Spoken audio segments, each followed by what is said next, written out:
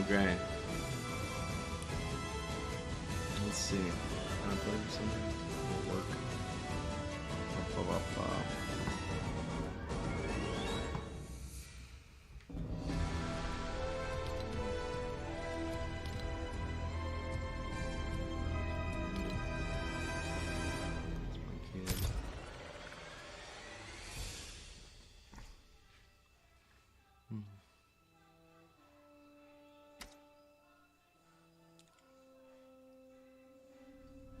Huh?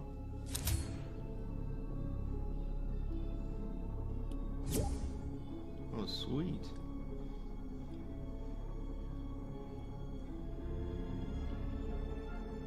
My brother-in-law's playing.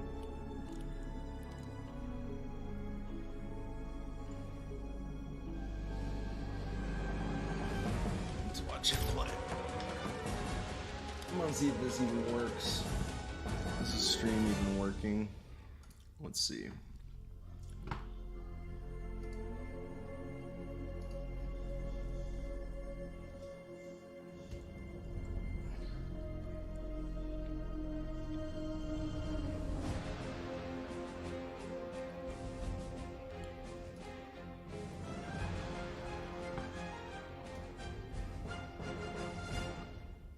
Yeah, I'm live. Cool.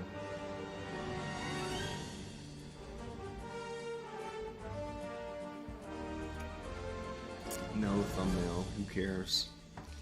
There's one thing I hate about YouTube. It is making thumbnails.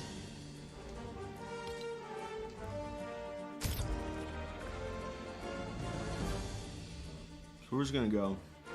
Just gonna go until something dies. My phone. My laptop.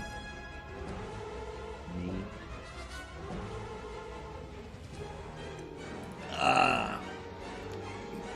If I die on stream, send me $500 for burial expenses. Hola, Vincent. Hola. Vincent, you gotta get on here, dude. Help me get some dubs.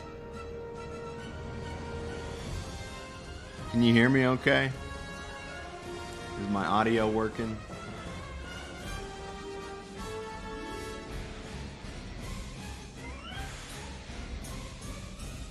Apply for TikTok live stream access today.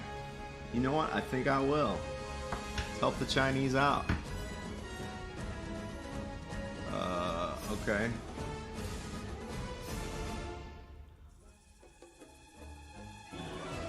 Learn more. I will learn more. What is this loading? I feel like I might want to restart my system. Oh, I'm glad you can hear me, Vincent. I got the old MV7 here, the thing everybody's got, but it's set in auto. Should automatically. Sounds good. Good enough to hear me. I shared with the Mega Comic King. Way to go, Vincent. Let's drop in this sucker. Where we drop in Memento. I'm just playing the game like on Streamlabs because I don't know how else to do it. Oh, I can do it on my monitor.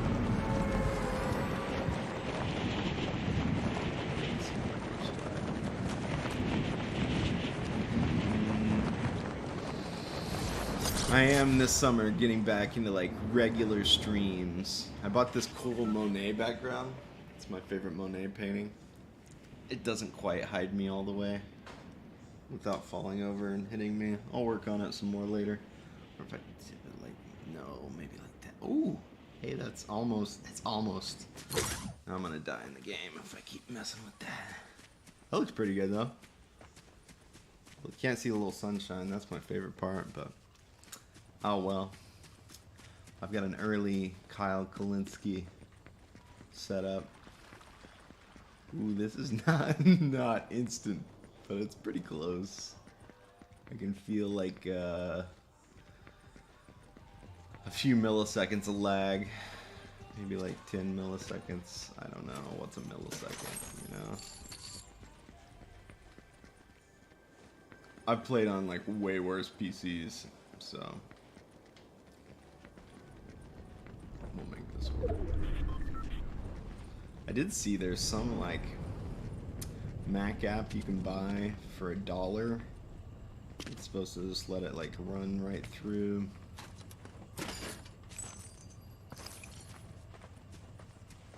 Let's move me up a little bit, just a little bit. I don't think you need to see my gold necessarily. You need to see my gun. What gun I got? I don't have any gun. I don't have a gun. Get with your English.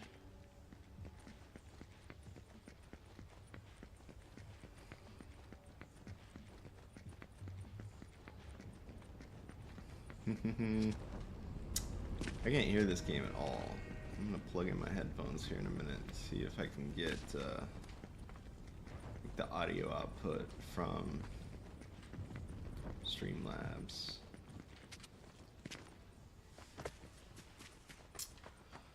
Trying to get to level 100 before the season ends, which I think is in 2 days.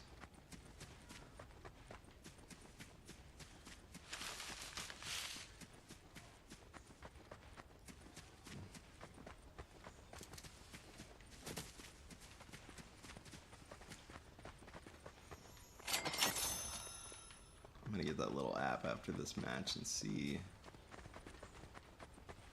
if that helps me watch this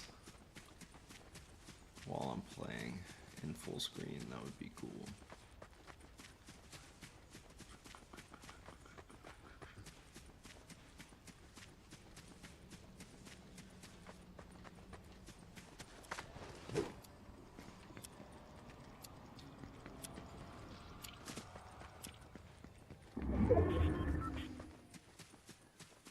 I don't even have a gun. This is crazy.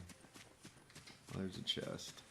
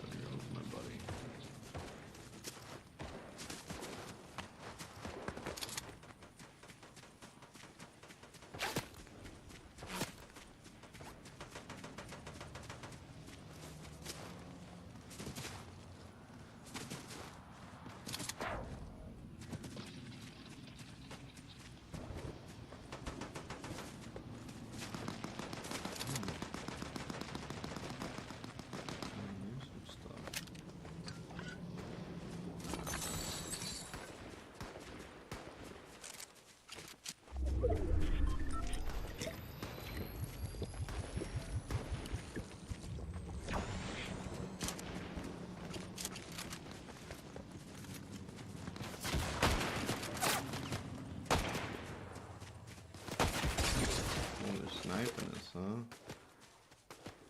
Okay.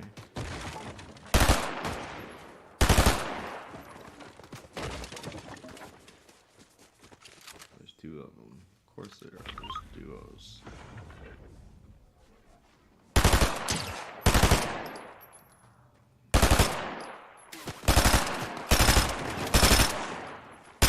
don't have any ranged weapons.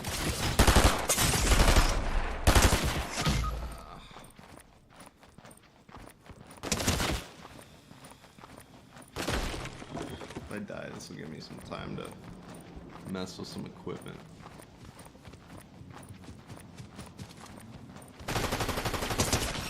Okay. First of all, let's see if Elgato has any max altar. I heard they don't. Elgato.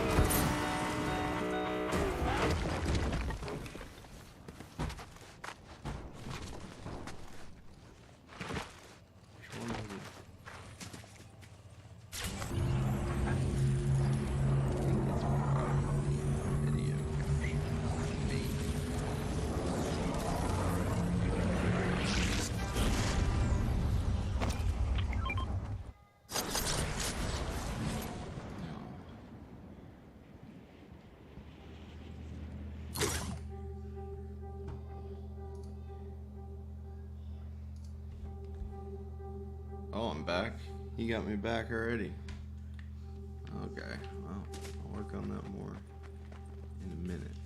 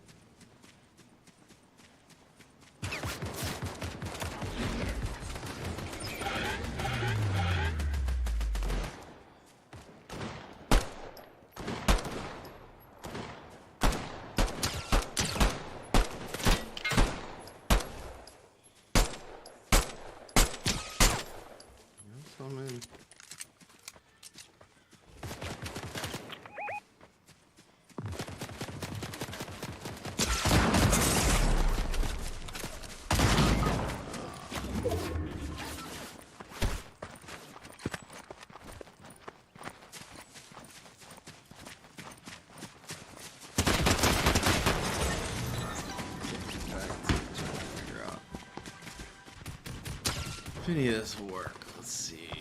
Let's see what this does.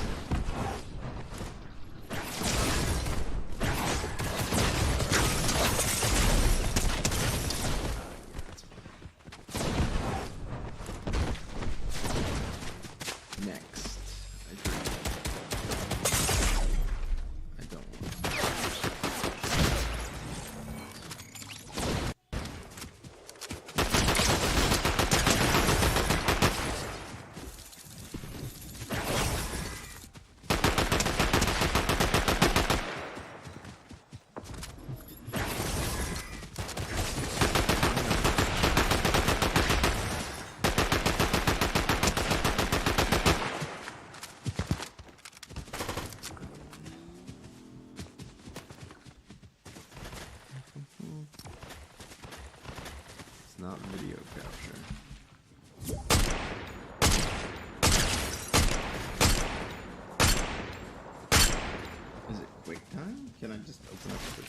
play that way?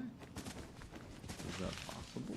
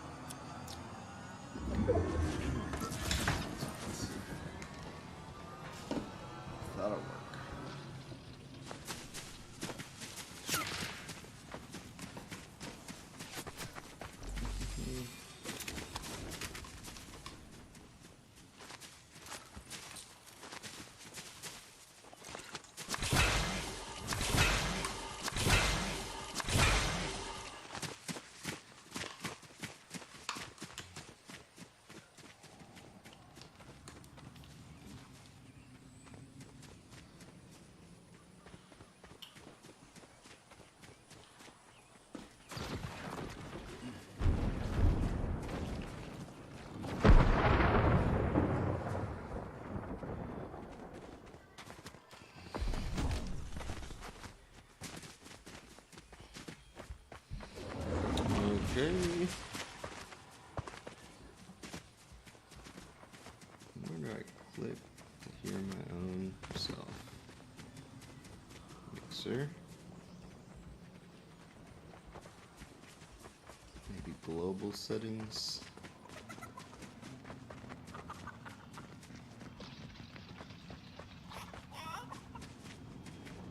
Audio monitoring device.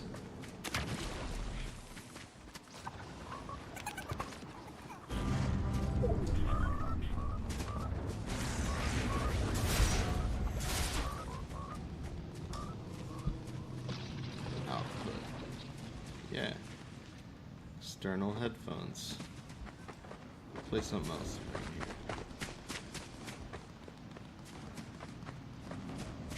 I can hear that in my headphones.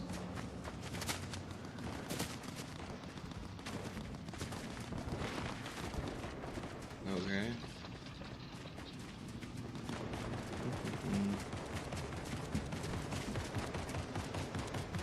Well, I guess my buddy dropped out. So I'm going to drop out.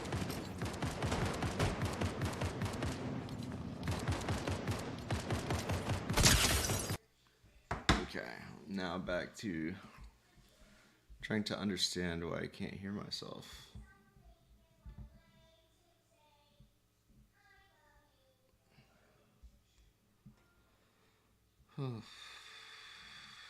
Da-da-da. Sure.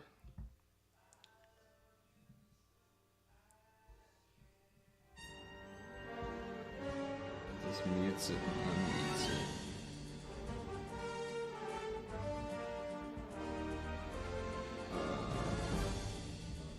Global settings. So if I do that, can you hear that? Nope. Now I can hear it. Ah!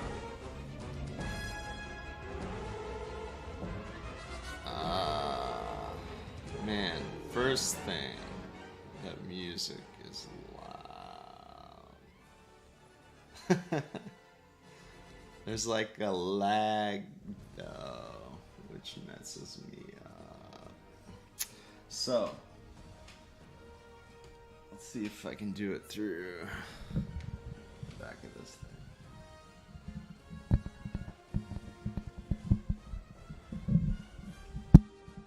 Da-da-da.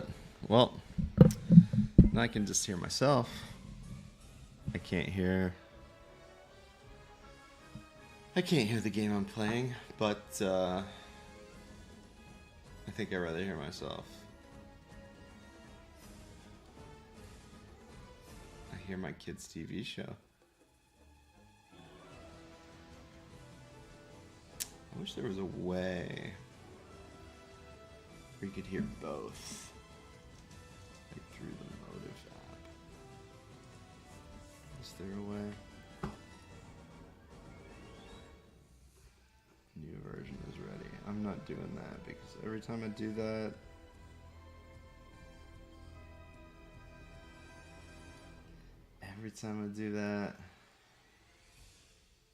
no.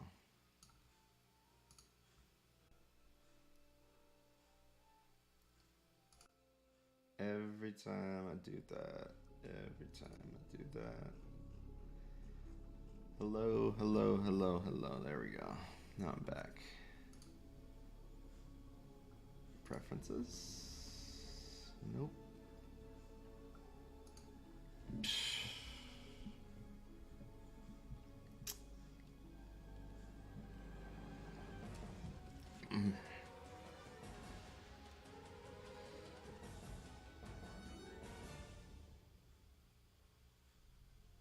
Dun, dun, dun, dun, dun, dun, dun. I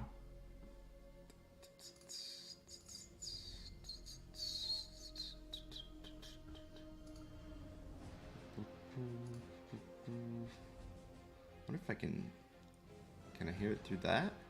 That would be crazy. Yeah. Well, I don't want to hear my, I'm getting a double from my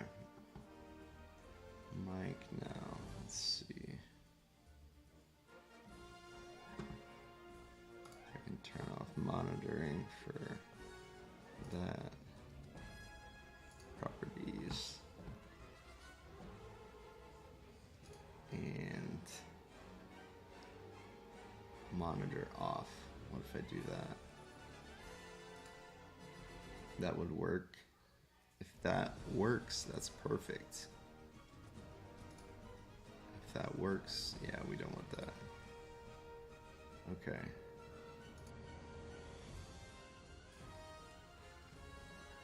Audio monitoring. Yeah. You should still be able to hear me. I just hear myself through the mic and not doubled up through.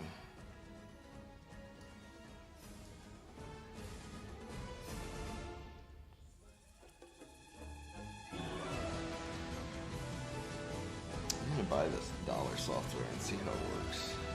I'll be brave. Buy that.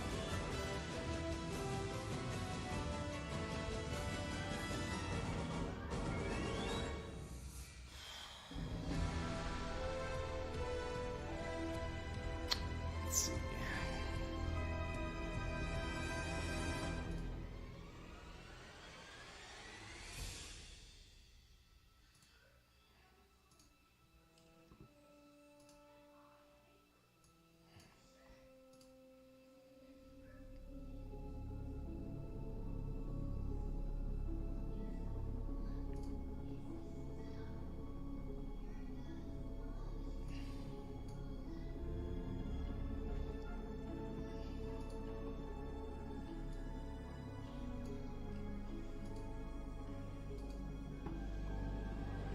Yeah, it's looking like this is a bust.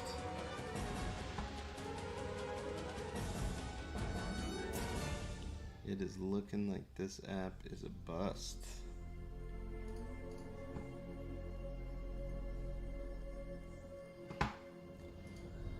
Let's try it one more time. Capture.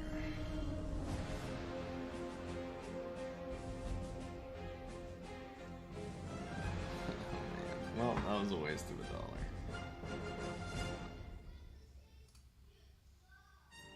It can do every other camera. It looks great on my phone.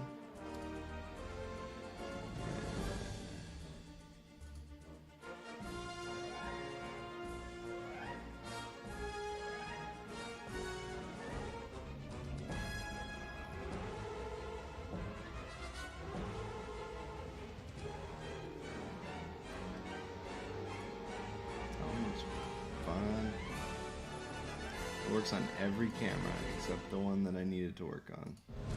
Awesome.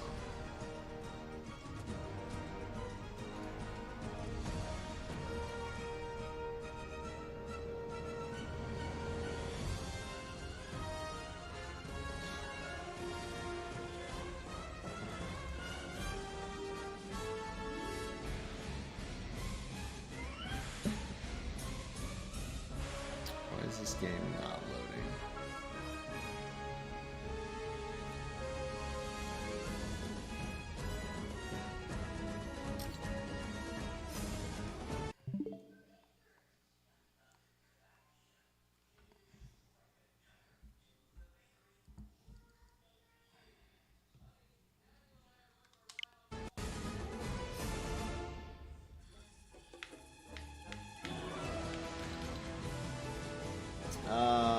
Well, thought this might. Oh, now it works. I just had to close quick time. It looks like crap.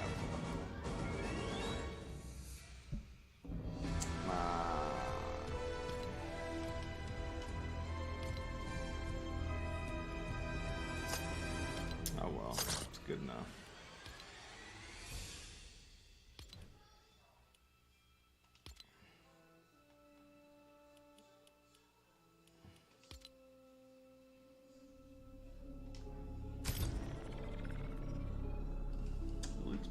That than it does on this.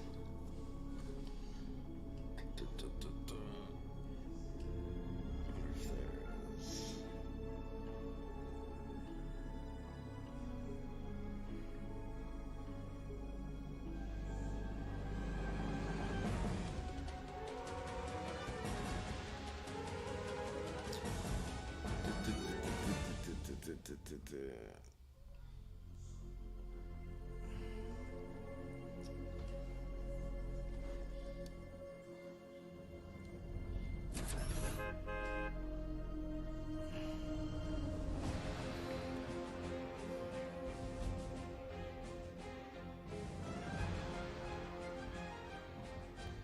Put capture pass through over here and now. Okay, cool. Now I'm seeing it.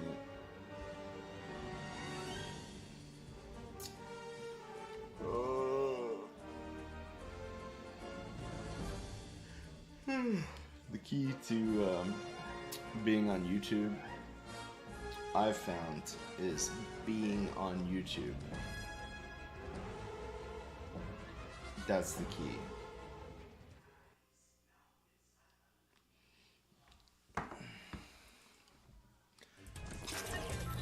Is there a way to set up? Am I gonna listen to something else? Everything in this is so damn complicated. Browser source. That's it. I'll do that later. Let's see. Headshot with the SMG. That sounds fine.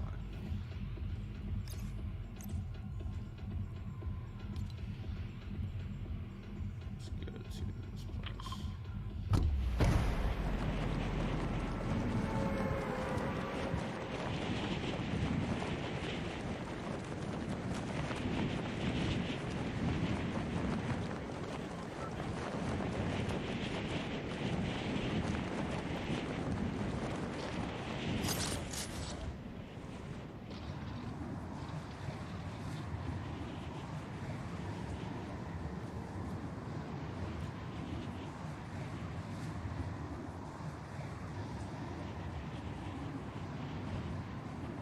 This is very playable.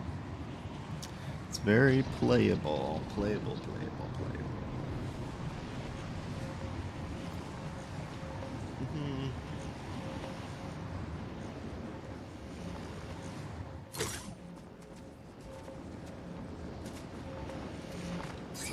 So it's not like a TV though. There is like just a little bit of lag. Playing on my old Thunderbolt monitor here. I think it's a 2012. Still works great though. And it's higher than 1080p. It's like, I think it's 1440 maybe. Alright, I need a headshot with an SMG.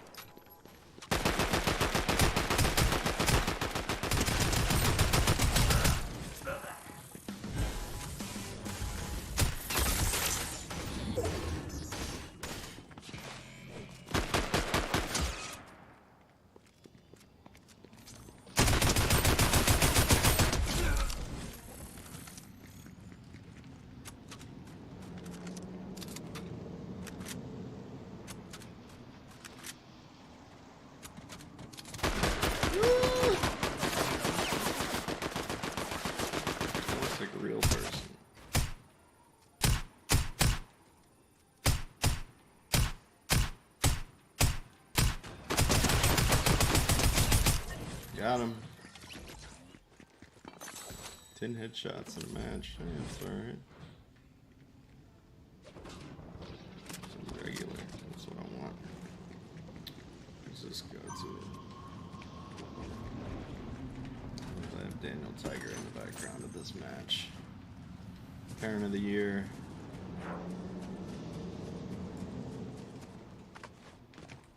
I don't care anymore.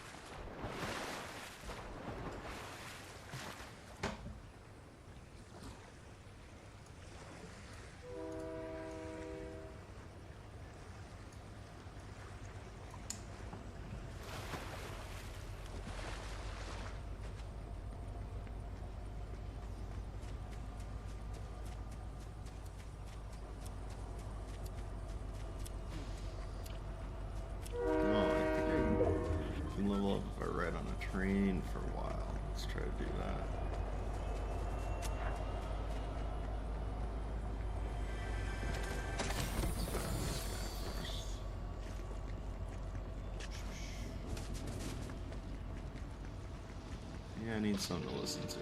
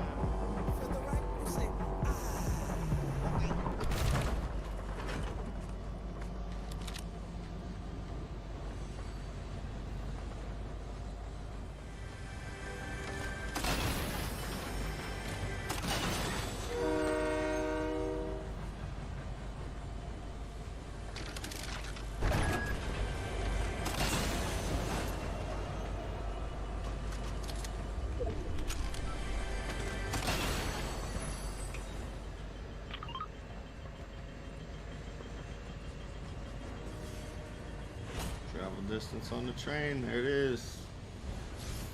I did it. Should got some level up for that. Can get in here on there.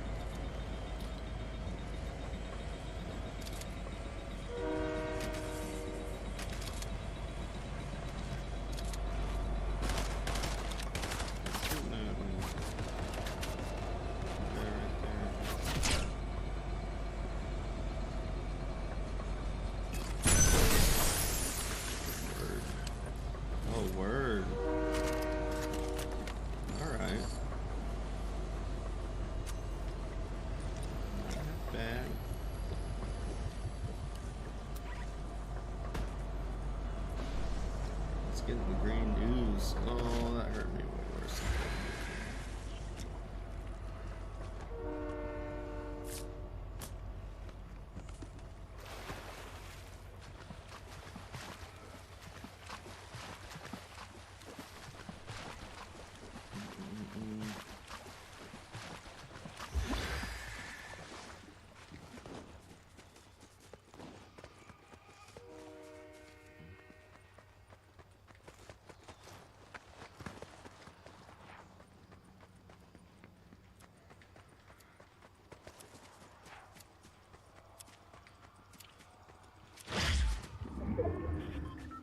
Didn't mean to do that. Let's get that back. There we go. Let's see if we can get a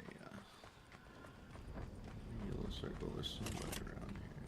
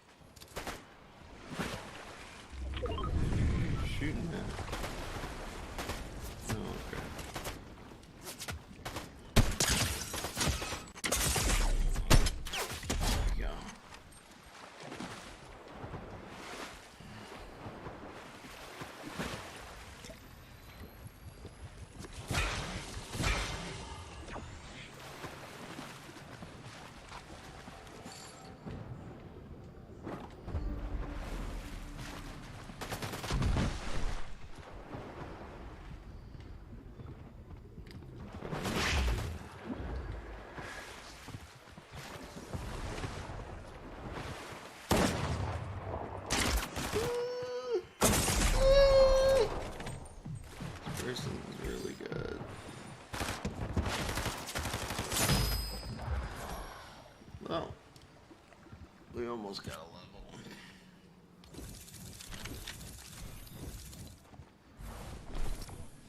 See if I can find something to listen to. I'm getting bored. I always listen to something when I play these games. How about that? What does it say, Drew? How about that? Something.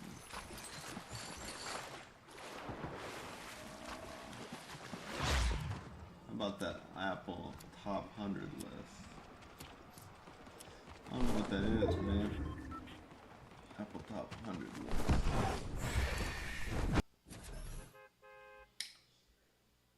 Let's do that.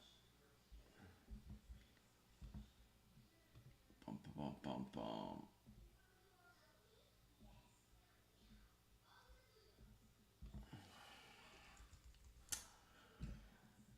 It's been what to listen to. The Grayzone. The Grayzone. Let's end my funding.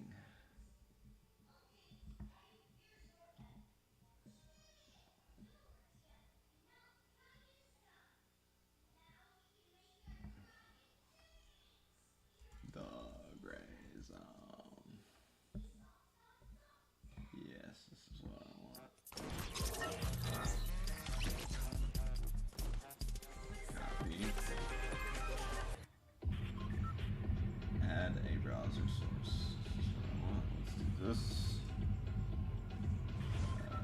Okay. Close.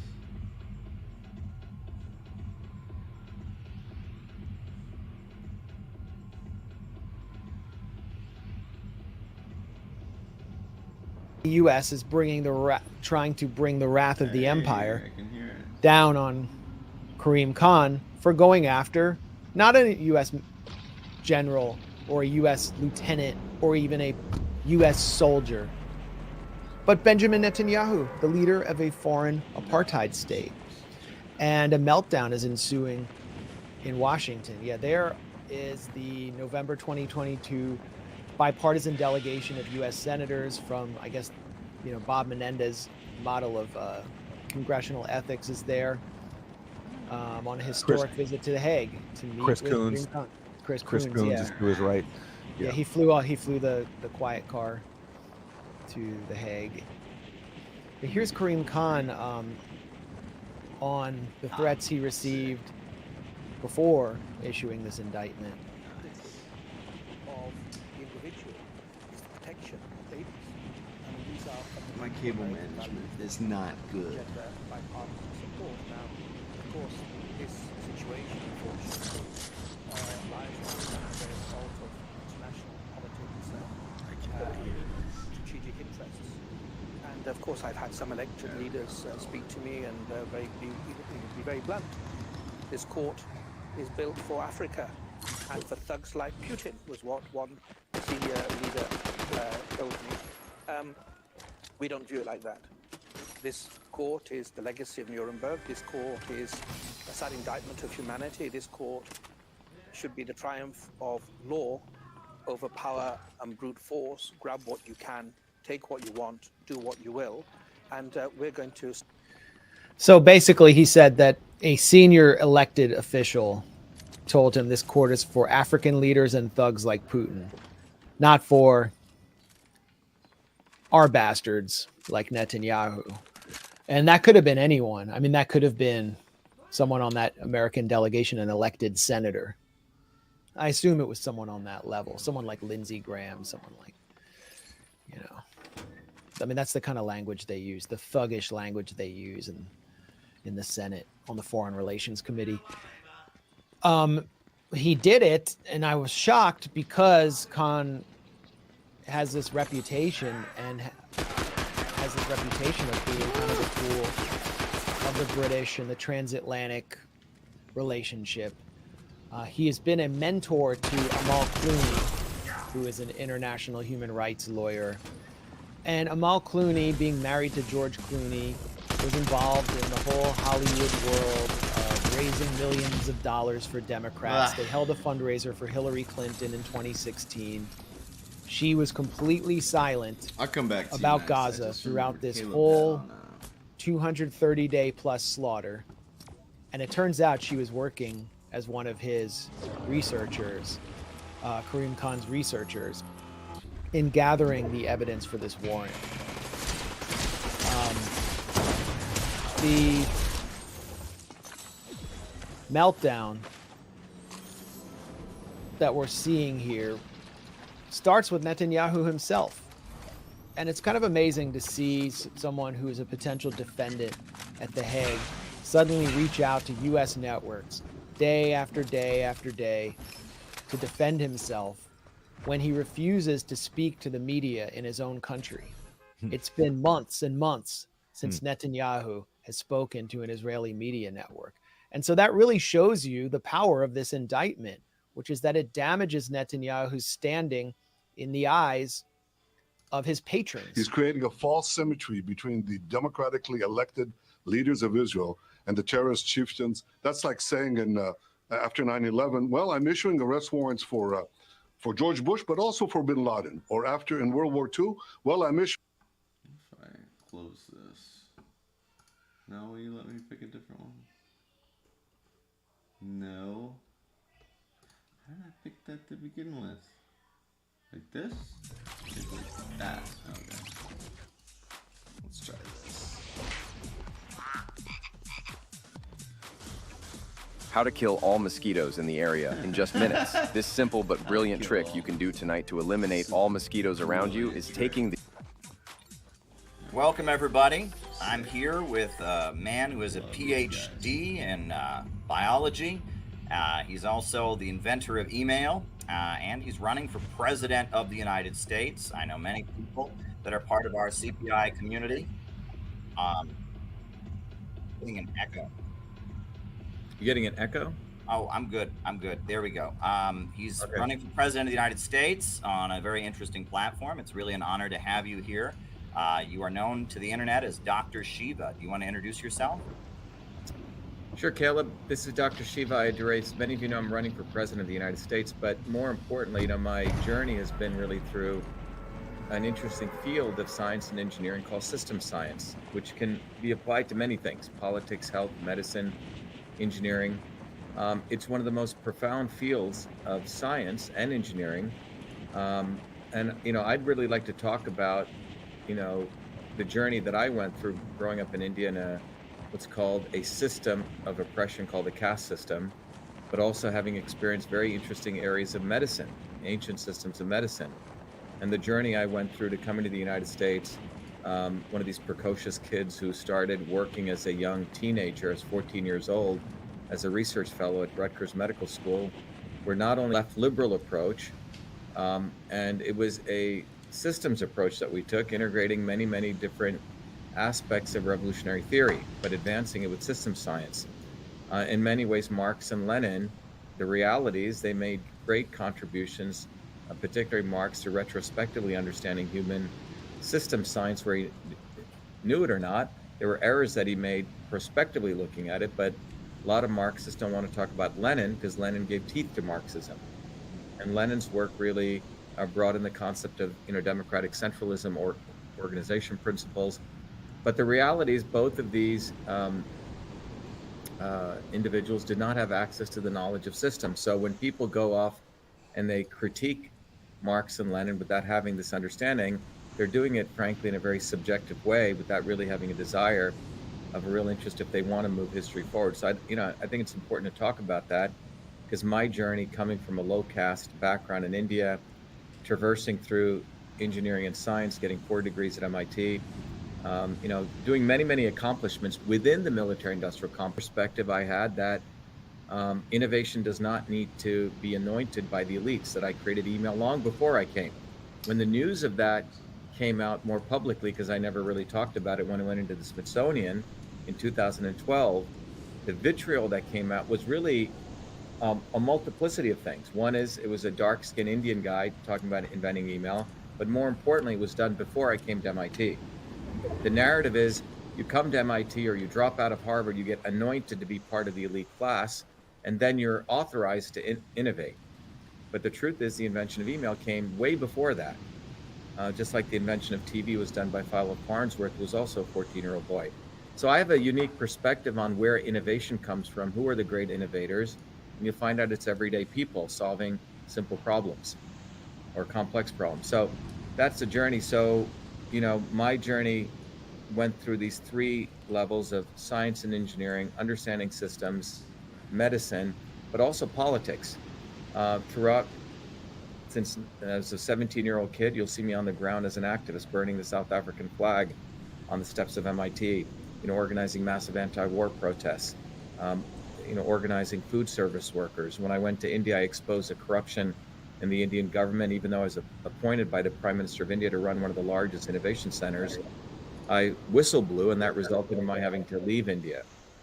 You know, when I was there on a 2-year Fulbright. I'm hearing some feedback. Are you? Oh, okay.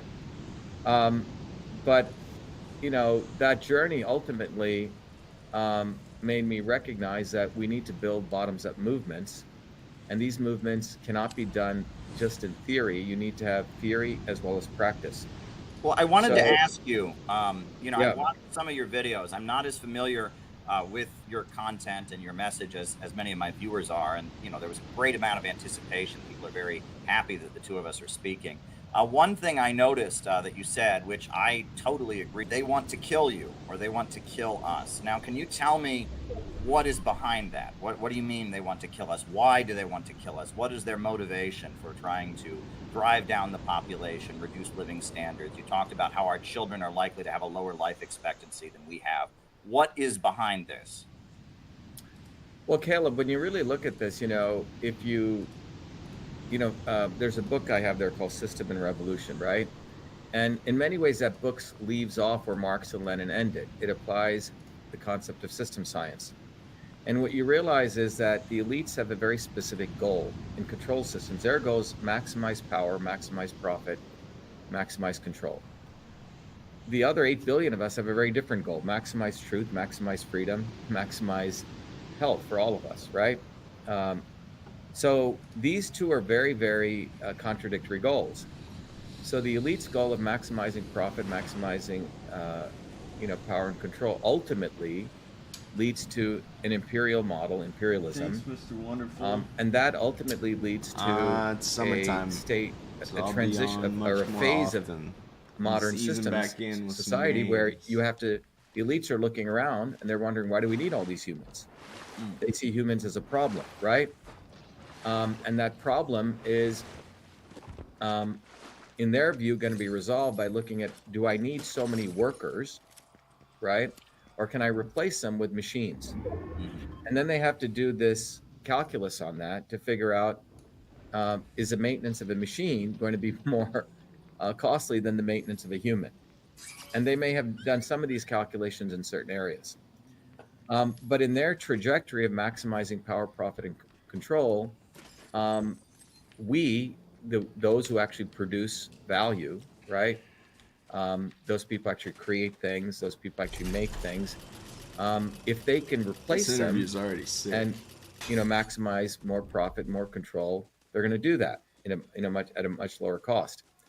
So if you look at the policies of the elites over the last 60, 70 years, starting really in the 70s, during the period of the 1900s to 1970, particularly in the United States or even globally, there was, starting the late 1800s and 1900s, people rose up, bottoms up. Many of these movements are starting. People may have not gotten the theory perfectly, but they were rising up. And those movements in the United States resulted in massive gains that the elites do not want to acknowledge. The workers' movements in the United States, and those workers' movements are why we eliminated child labor, why there was any modicum of basic infrastructure. And you can keep going down the list. Long before the vaccine, 1963, the measles vaccine came, 98% of measles was wiped out because of infrastructure. And that infrastructure came not from the behest of the liberal elites like Franklin Delano Roosevelt, who was actually a racist scumbag who was serving the elites. It came at the fact that there was a growing mass movement which puts the fear of God into the elites, so they threw reforms at people. But between 1900 to 1970, if you look at the US economy, as GDP grew, the wages of everyone in the United States grew across all income quartiles. And that was not because, again, of some new deal. It was because there was still a mobilized bottoms-up movement of organic trade unions. There were still remnants of that even up until the 50s, 60s, and 70s. It was a McCarthy era where the elite started branding all of those bottoms-up movements as being somehow run out of Russia, right? That they could not be organic bottoms-up workers' movements. And so the right wing, did the Red Scare, and then the left wing, and from my analysis, took over all of these bottoms-up movements. And so by 1970, most of the unions started getting busted, heightening with the Patco strike when Reagan came into office. So if you look at from 1970 till today, there's been maybe 2 million workers in about 900 strikes. Between 1900 to 1970, there were close to 11,000 strikes, with close to 250,000 Americans taking to the streets. So as the unions were taken over, as many of the so-called workers' parties liquidated themselves, Mr. Wonderful. frankly, they had bad theory. They became left wings of the Democrat Party. You had the transfer of about $50 trillion in wealth of the American workers to the elites. And that is directly correlated to the fact there was no more movements, no more bottoms-up movements, because the left and the right collaborated against working people. So part of that 1970 effect was policies that were enacted by the elites, and those policies destroyed people's biologies. Okay, so as a systems biologist and as a system scientist, you can see the scale across. You can see this problem across multiple scales, at the large scale of a social system, all the way down to the microscopic scale of the human molecular system. So every policy that the elites passed during this period affected people's biology. The massive amounts of income inequality created massive stress and physically in humans, right? The breakdown of communities of people. The number one reason people live long is friendships, communities, trusted relationships.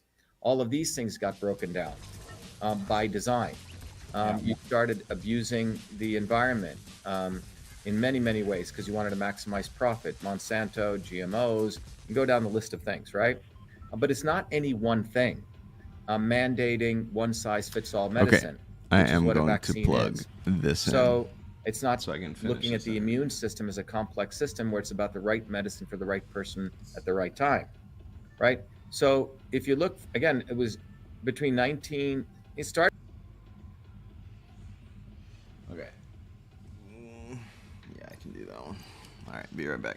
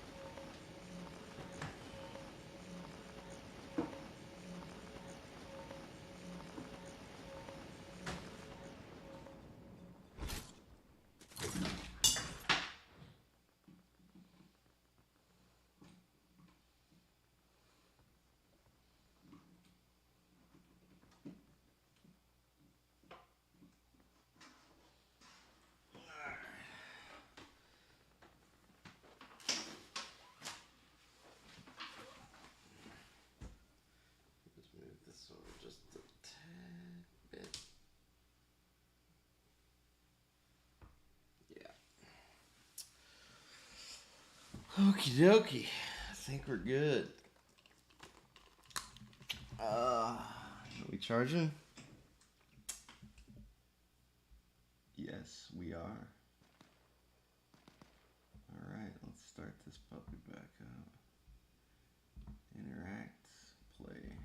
In the late 60s or early 60s till today, there's been a set of policies that have been enacted to destroy, or having, you know, if you want to give the elites a benefit of the doubt, having no regard for people's biologies on a good day, right? But more importantly, treating human beings as a commodity that could be used and abused at will. And if you follow that thread, it has led, if you look at the American population lifespan, it's going upside down. And it's not because of the vaccines per se, right? It's been going on for a long time. It's a system of policies. This is why I say we need a systems overhaul. Because that curve, if people go to shivaforpresident.com and you go to the download section, you know, we have a flyer. And on that flyer, you know, old school flyers. You know, I love going to train stations still handing out flyers, you know? Yeah. That upper left quadrant of that flyer has that curve of what's going on throughout the world, where the curvature is going down globally of lifespan. But in the United States, it's precipitous, which means if you have a child today, your son or daughter is going to live shorter than you. That one key performance indicator, Caleb, pretty much indicts all of the elites of Hollywood, the elites of academia, the elites of politics, all of them, because none of them can get away when you look at that report card. None of them. They've all been part of the destruction of the biological system of everyday working people. That's what that system shows. Okay, well, what's interesting now, what you talked about, you know, replacing human labor with machines, labor-saving technology, doesn't this point to Marx's whole concept of the tendency of the falling rate of profit, the problem of overproduction, and the issue of basically a situation, people being homeless because there are too many houses, people being hungry because there's too much food. This is the built-in problem of capitalism.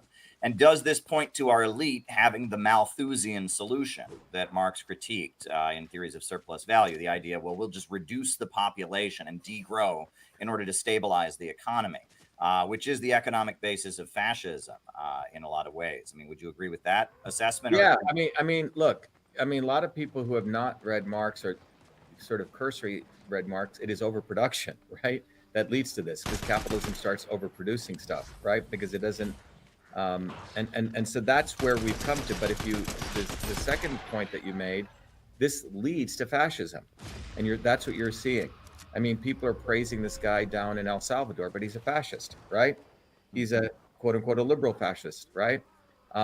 But this is where it leads to, because again, if you take an engineering system standpoint, the elites have created during every generation a much more unstable system. They create instabilities. If you take a pen and you try to, balance a pen on your desk, it's going to fall. It's highly unstable. But in order to stabilize such an unstable system, you need massive amounts of observability. Which way is a pen going to drop, and then massive amounts of rapid control. Okay, controllability and observability. These are two very important things that are necessary for a control system. Well, the elites have gotten to that point.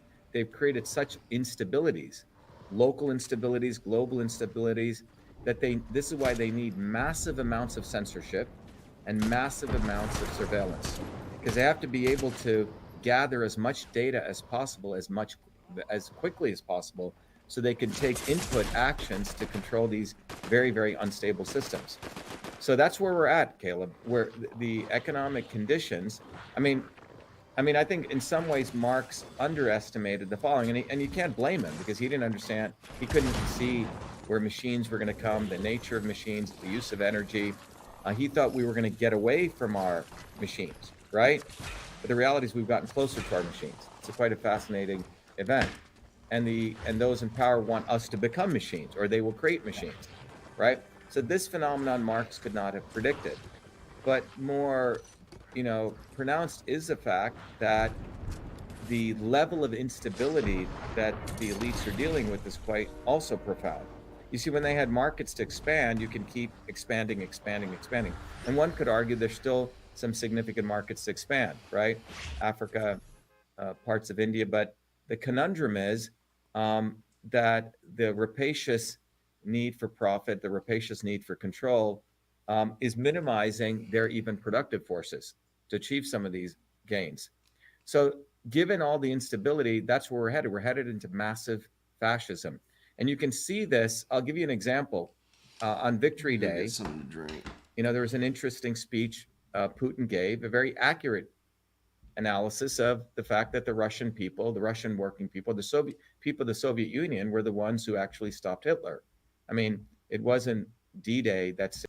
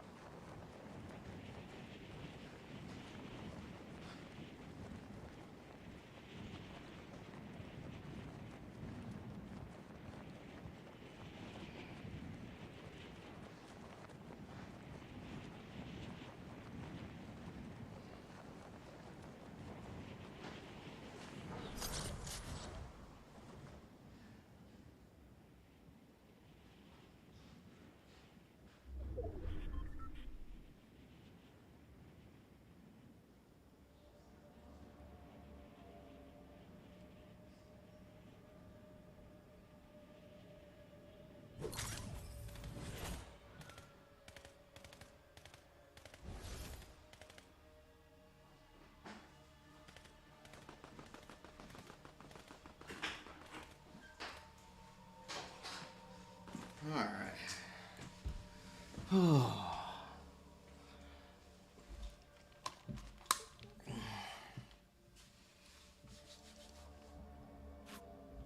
saved, most of humanity from fascism. It was the working people of Russia and the Soviet Union, millions of them, tens of millions of them, who fought Hitler door to door, right, in many ways. And all of this is not known in American history. So I put up a very interesting tweet. I said, basically saying, we must honor these people. It's, the Russian people and the Soviet people of the Soviet Union. What was fascinating, Caleb, and I've never seen this in the many years I've been on Twitter, even though I was thrown off for 2 years when I exposed the fact it is a government who has a backdoor portal into Twitter, and we should talk about that. It was I who uncovered in my historic lawsuit, not Fucker Carlson, not Glenn Greenwald, not Mike Benz. These people are deep state guys who came in to do limited hangouts to actually not give the limelight to the work I've done, and we'll talk about that. But fundamentally, what you saw once I put up that post was fascist Nazis coming onto that post and attacking it. I'm talking about open Nazis praising Hitler. Yeah. And what's happened over the last, for years, for 40 years, I've been a big fighter on the ground against Zionism, exposing that anti-Zionism is not anti-Semitism, doing a lot of education. Some of you may have seen that video that I did, which just came out very, very fluidly, which said I'm the only presidential candidate who does not suck Zionist cock. Now, it's a very truthful statement that came out, and it went viral. I think even on Twitter, it got about 1.5 million views in spite of all the shadow banning. But it hit at the heart of this issue that working people recognize this very important dynamic that Zionism, which is really a political ideology, was in cahoots with Nazism. If you just do a little bit of study of history, you'll find this. Of course. Yeah, but Zionism is this political ideology which says a small set of people should rule over many, no different than Nazism, no different than Indian casteism, Brahmanism. And it's quite interesting, the right-wing Hindu castists were all gung-ho for supporting Israel, right? So Brahmanism, Nazism, Zionism are all many much the same, different flavors a little bit, cultural flavors, but they're fundamentally the same in terms of political ideology, which basically rationalizes why a few people should rule over many. Well, let me ask you now, in light of, you talk about all this censorship that's happening and all the suppression and the historical revisionism, downplaying the role of Russia, etc. The Uhuru case is something we've been following here very closely. The Center for Political Innovation, my organization, we have done a lot to do everything we can to raise the case of, Omali Yeshitela, Penny Hess, and Jesse Neville, who are facing this indictment, from the U.S. Department of Justice, alleging they're Russian agents because of their socialist activism in the black community in Florida and Missouri. As a presidential candidate, do you support the call to drop the charges against them, to free the Uhuru defendants? Well, look, philosophically, from the little I've read about it, and I was just introduced to this probably about a couple of weeks ago, right? Unfortunately, because so much of this is pressed in the news. The ultimate right for free speech, the ultimate right to exercise, is precisely so people can share those ideas, right? Sure. And so obviously, those charges should be dropped. Prior to 1970, if you looked at the mail in the United States, 70% of the mail was a very diverse set of political views, right-wing, left-wing, Nazis, communists, everyone. And it's very important to understand that the founding fathers, even the framers of the Constitution, wanted very diverse political views. They created a very interesting institution to support that, Caleb, which gets not fully recognized, called the Postal Service. The Postal Service was the instrument to give teeth to the First Amendment, not the Second Amendment. Because when, prior to 1776, Franklin was actually running the Crown's Postal Service. And we want to talk about censorship, they would open up every letter, right? The British would. And they did not like Benjamin Franklin, because they thought because he was loyal to the growing American revolutionaries, by the way, which was not a working class movement, right? It was a bourgeois revolution, but nonetheless it was revolutionary at the time. But when the founders in 1787 created the Postal Service, that was done for this one singular reason. They wanted free speech to equal free reach, not what doofus Musk talks about, Elon Musk. Elon Musk has openly said free speech does not equal free reach, which is what the ADL also says, okay? This was not the intention of the framers of the Constitution. Free speech was supposed to equal free reach. And they created the Postal Service that every U.S. citizen could send a letter to someone for, very, very low cost. Very important to understand this. And the Postal Service also had its own police force, which is to make sure that if a postal employee opened a letter, it was 22-year sentence in prison. It's quite an interesting institution, And these postal workers, if you think about it, they get your letter everywhere. It's one of these institutions, for very low cost, you can distribute lots and lots of content. So up until late 60s, nearly 70% of the mail was very rich, diverse political communication. Now in 1997, very important date, that's when email volume overtook postal mail volume. As the inventor of email, I was running a different email company at the time. I went to the heads of the Postal Service. I said, you know what, this is really dangerous, because all of these free email companies were private companies. And if you read their terms of service, they own your mail. You're no longer under the coverage in some ways of the government, the Constitution, which protected your mail, okay? Because the private companies will say they have First Amendment rights, so they own your mail. They can do what they want. So I met with the officials of the Postal Service. I said, you know what, you guys should offer a public email service. Because look, if someone opened your email and it was under the behest of the Constitution, you have constitutional rights. Google, Hotmail, Microsoft own your email. And then it became even more vulnerable with the advance of social media. Social media companies own your content. You saw Facebook a couple of months ago sell all of the direct messaging content to Netflix, and Netflix sold them all the viewer analysis of movies. So you have this, and then in 2020, when I uncovered the fact that the government has created a backdoor portal to every social media company, you see we've destroyed, there is no First Amendment anymore. And and this was brought to you by Donald fucking Trump. It was Donald Trump who signed CISA into action on November 16th, 2018, which basically said, allowed government to create all the linkages to social media companies. And well, that brings me to what I wanted to ask you next, which was, I've seen also in your videos, you've repeatedly said the future is offline. The future is not online, get offline, etc. And that's a reality that my organization, as we promote an anti-war message around the country and we try to raise awareness about stopping the low-wage police state, etc., we're coming to terms with that as well, and that the need to get offline. So can you tell us, kind of the mindset behind that and why you emphasize that in a lot of your I mean, I'll tell you what we do. You see, it's interesting asset. We have these little cards, you see? These cards are more powerful than what Elon Musk or these guys says, workers unite beyond left and right. You say, truth, freedom, and okay? I like that. Yeah. All right.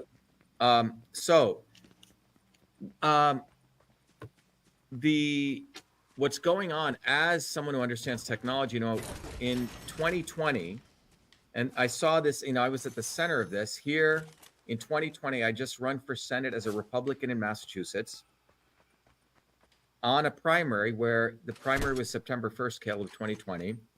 And we had close to 3,000 volunteers on the ground. The Republican GOP hated us because we were actually wanting to oust the Democrats. They don't, they're all, one party, right? That's a good shot. So we had 3,000 volunteers. We raised $2 million, unheard of in a primary election. The opposition Republican candidates in the blue state like Massachusetts are lucky if they raise $20,000, okay? We raised $2 million. And you can leave Massachusetts without a Dr. Shiva sign. So on the date of the September 1st, 2020 primary results, even the GOP admitted Dr. Shiva is going to win the primary on the landslide. Well, they had backed a guy. They found an Irish-sounding guy's name, O'Connor. They gave him $200,000. The guy couldn't even raise any money.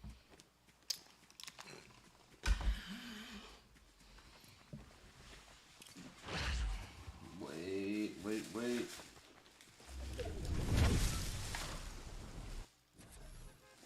This might work. Let's see.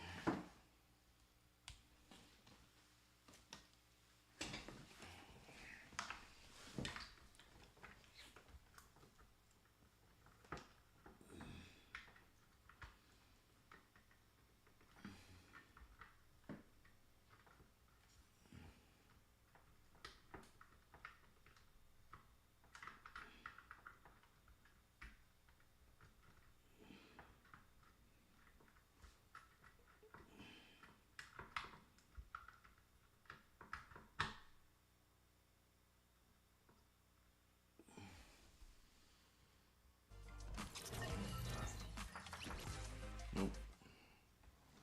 All right, let's get the other one.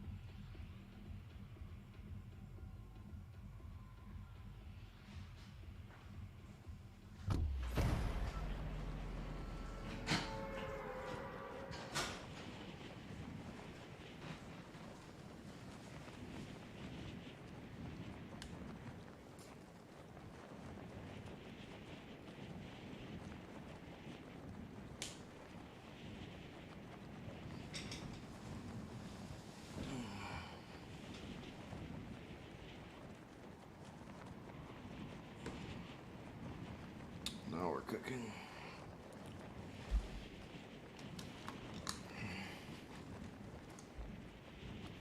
maybe he had one lawn sign up. We had 25,000 lawn signs up all over Massachusetts. It was a massive bottoms-up movement. Well, the results come in on September 1st, 2020. It turns out that we win in one of the 9 counties in Massachusetts, which is an all-white working class community, by 10 points. But in every other county where they used machines, it's 60-40, 60-40, 60-40, 60-40, 60-40. And in my own naivete, I said, oh yeah, and probably my own prejudice, I said, oh yeah, election fraud occurs in those third world countries. We're surely not in the United States. And in that county that we won, it's all hand-counted paper ballots. So I went to the Secretary of State and I said, I want, in a FOIA request, of ballot images. Because on the electronic machines, they take a picture of the ballot, the paper ballot, and those images are supposed to be saved for 22 months. Well, the Secretary of State of Massachusetts said they deleted the ballot images on video, okay? So in a series of email interactions, I say, you know, what you did was illegal, and show me the law that allows you to do this.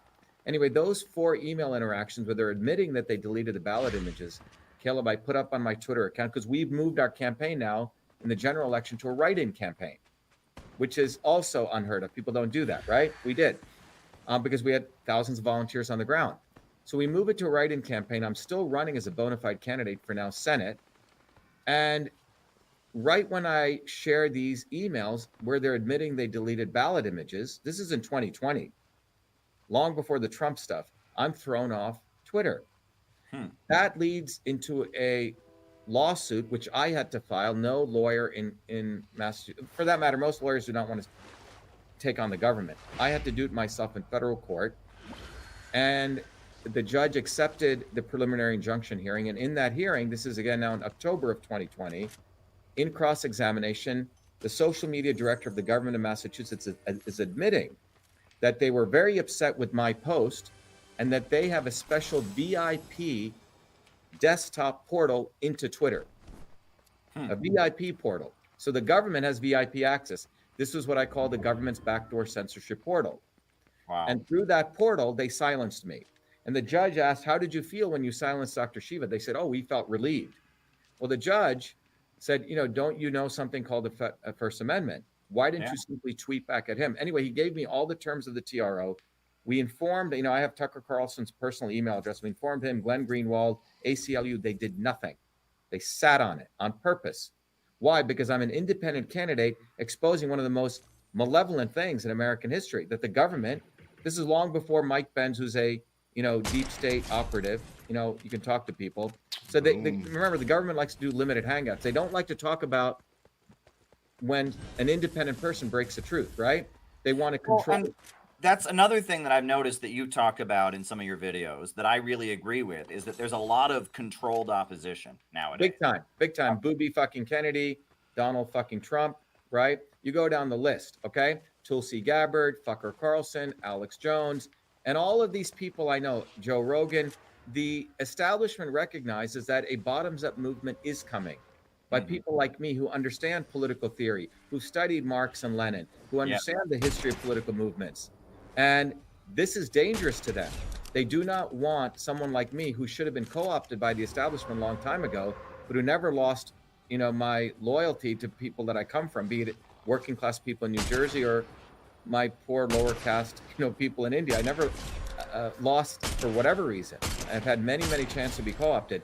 They do not want guys like me who understand theory, politics, engineering, science, who've studied Marx, Lenin, you know, revolutionaries, liberal, otherwise, you know, works of John Law. I mean, you go down the list. I've studied all these guys. Putting all this together and mobilizing a movement. So they know that movement is coming up. And they know that a guy like me exposed Kennedy, exposed Trump, and we're ripping people away to build independent movements. So in opposition to that, Caleb, they must accelerate into fifth gear to create more NSOEs. I call them not so obvious establishment. Tulsi Gabbard, obviously a fucking warmonger. She was all out for invading Iraq, all out for butchering the Palestinians, but they present her as though she's like a, you know, the Bernie Sanders equivalent, right? And a lot of these voices online that don't lead people into a real organization. No movement.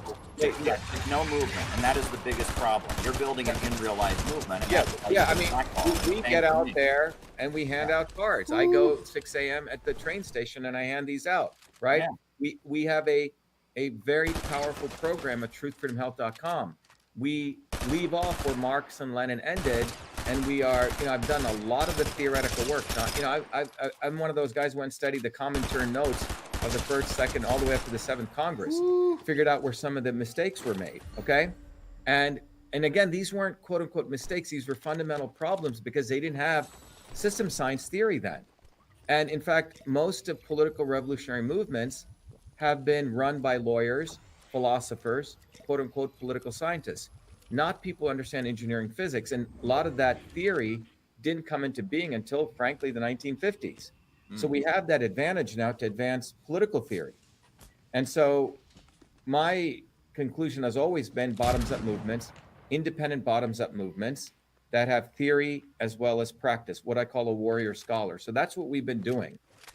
And in opposition to this, you can see Robert Kennedy's campaign literally comes to our open houses, literally takes notes of my statements and replicates videos. We have many, many examples. Many examples. He's a fucking scumbag. All right. In 2020, you have to understand, I was the first one to call out Fauci. I was the one who started the Fire Fauci ground campaign. We collected 180,000 signatures, delivered it, drove it to Trump. Fucking Trump didn't do nothing because he's in bed with Big Pharma. In 2020, Kennedy was promoting lockdowns. He waited 2 years, to talk anything, or a year and a half to talk about Fauci. And the good thing is you can see it. It's recorded right there. All the receipts are there. Rand Paul didn't say anything against Fauci until a year later. He used our hashtag to raise money. So we have to start looking, Caleb, if we're looking for leadership, did you say the truth at the right time?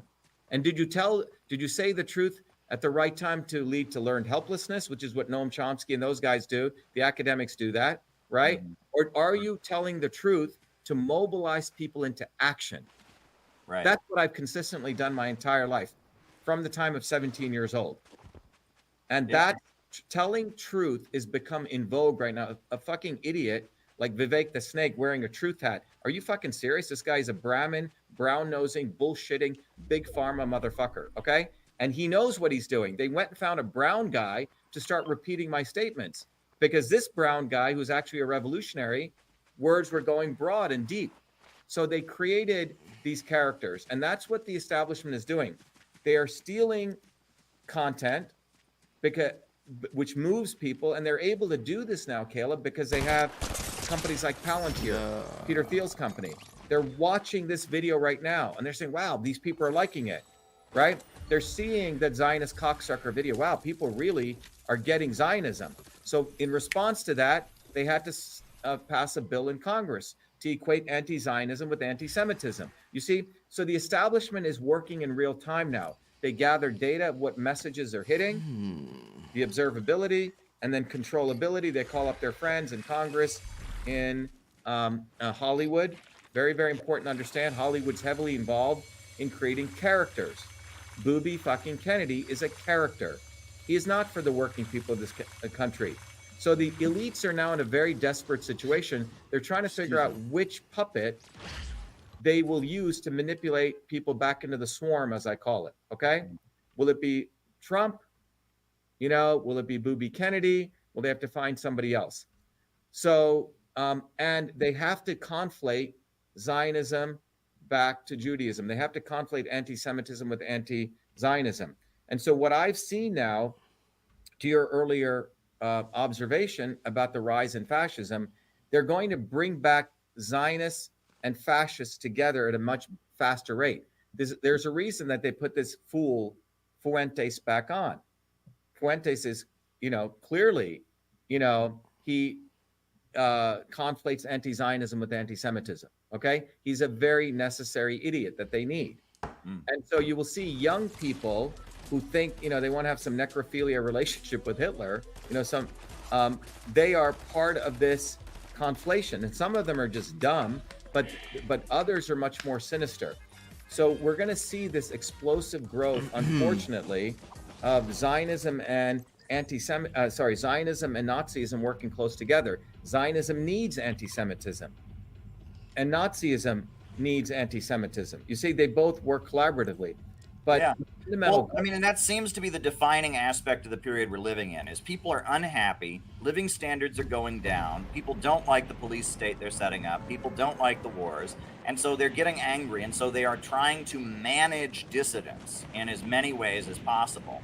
And I think probably one of the main ways they're doing it is what you pointed to, is keeping people just in this state of being passively entertained by, you know, edgy social media voices or Exactly. within the establishment, and not joining a real mass movement. And I think that that's what you're communicating. And I could not agree with you more. I think that's absolutely right. And the more sinister versions of this are things like messaging MAGA communism. Very, very dangerous concept, right? By this fool, Jackson Hinkle, who, and you have to understand, this is no different than National Socialism. It's not that far away, okay? So the critical thing is, when I look at people, do they want to get on the ground and build a movement? Are they willing to go and learn theory, get on the ground? You know, right now, we have to collect signatures to get on the ballot. We're actually going and doing that. But Right. Our mobilizing people, they don't do that. Kennedy has signature vendors who do that because they actually don't have ground support. When we're out there collecting signatures, we don't see any of them out there. I'm sure they're in a boiler room faking these signatures. But our mobilizing people bottoms up, you know, they're like bad students, Caleb, in a classroom. You know, they don't do their homework. Well, it doesn't matter. We're willing to do the hard work. Right. By us actually collecting signatures, we're creating a clear set of action steps for people to get on the ground. Handing out flyers, handing out these little cards on the ground, okay? Gets people interested. Right. But I did want to talk, you know, in many ways about my view about the truth about Marxism and Leninism and a systems analysis, because I know when you sent some, and I wanted to spend a little bit of time on this because, you know, my journey as a 4-year-old kid when I experienced the caste system in India really got me very, very interested in really wanting to understand these systems, revolutionary systems. So I pretty much read anyone I could get a hold of, you know, be it the liberal philosophers, right? Locke and Bertrand Russell, or Plato and Socrates and Lenin and Marx. I mean, I was a voracious reader and I read as much as I could understand. And my conclusion, you know, when it comes to Marx and Lenin was the following. Marx should be, he may have not known it, but he was a systems scientist. And when I teach this in our course, right, Marx was retrospectively looking, you know, from the point that he was backward, and his retrospective observations, probably 95% of them were right on the money, or 98%. But what Marx was really observing, the truth about Marx was that he recognized that consciousness was a direct result of productive, you know, forces in society. This is quite profound. And this is revolutionary, you know, his analysis. Where I come in, Caleb, is the theory that I've had advanced that with is in engineering systems science, we have the concept of phase transitions, self-organizing systems. You see, these concepts didn't come into being until only in the 20s, 30s, 40s, 50s. Okay. And so if you look at a system, take a simple case, you have a cube of ice. Under a certain condition, that ice becomes water, right? And under another set of conditions, it becomes steam and maybe even plasma, right? But it goes through these phase transitions. The conditions have to be right, and the particles in these systems, in many ways, self-organize. Quite fascinating, okay? So in Marx, his retrospective review, you know, he looks at hunter-gatherer societies. He understands that these hunter-gatherer societies had very specific political systems, which was what he called primitive communism. And their economic system was communist, right? Sharing, there was no ownership of property. Women in many of those cultures ran those societies, you know, for various reasons. I come from the South Indian culture, believe it or not, very closely related to the Dravidian people, who Marx and Engels wrote about in Family, State, and Private Property, very similar structures as the Iroquois. It's fascinating, even linguistic structures.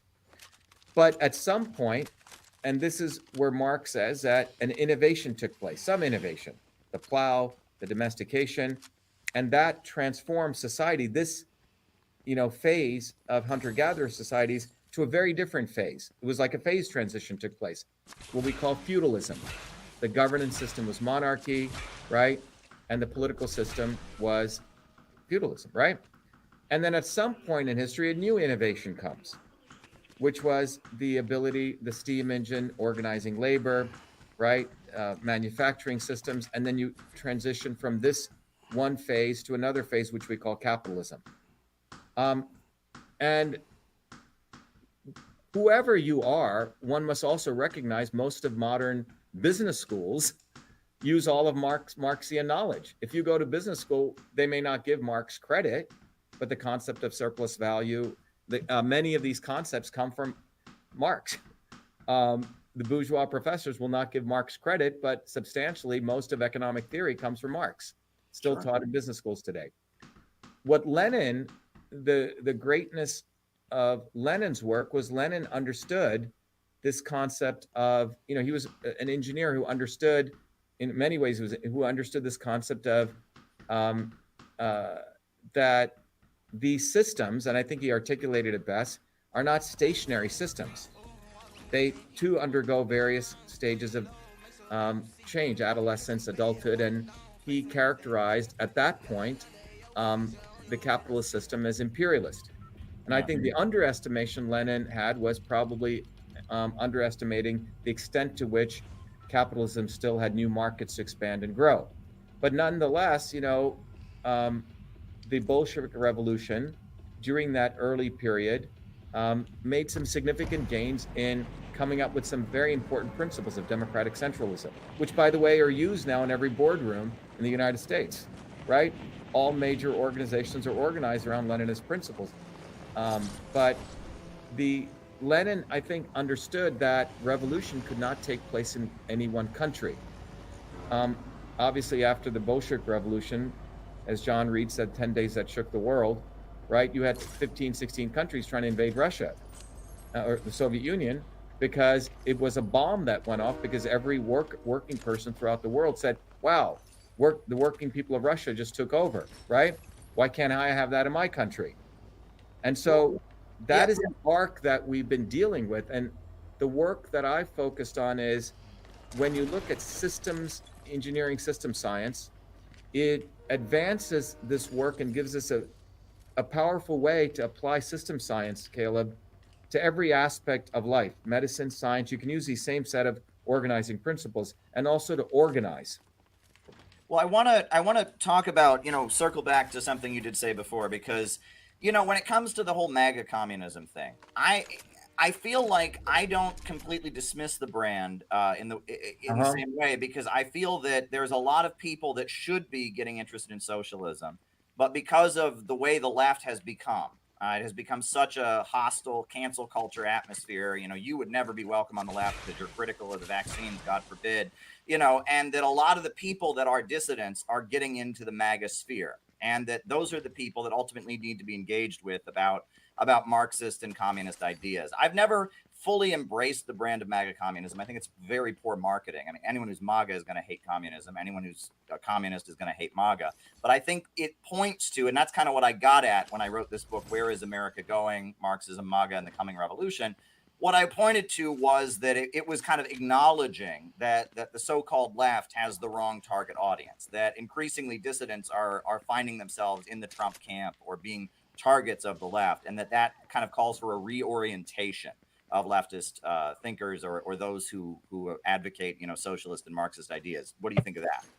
So let's go back. History repeats itself, Caleb, right? Yeah. The rhythm may be different, but it repeats itself.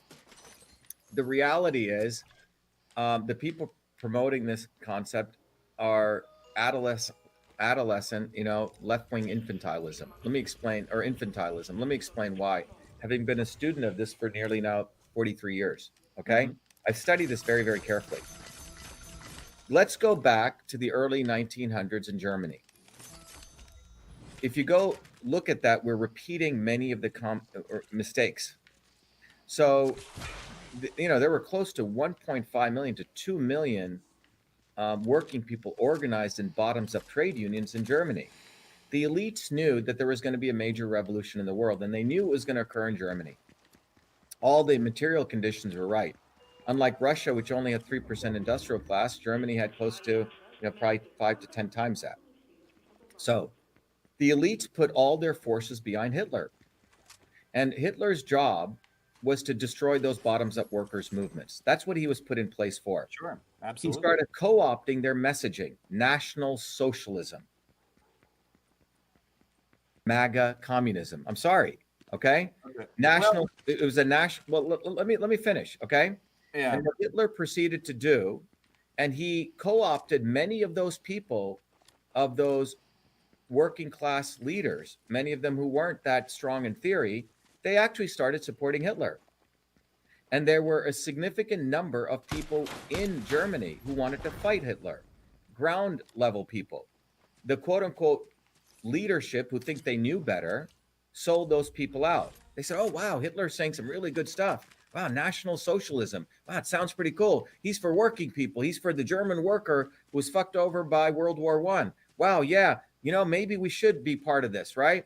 Well, National Socialism's target was always Marxism, though. It said Marxism was the greatest enemy. It said Russia was the enemy. Marxism was a foreign conspiracy. Yes, right. But what I'm saying is they co-opted a lot of these workers' movements by using go listen. If you sort of didn't know that background you just said, and you just heard a Hitler speech, you would think he's for the workers, the working people.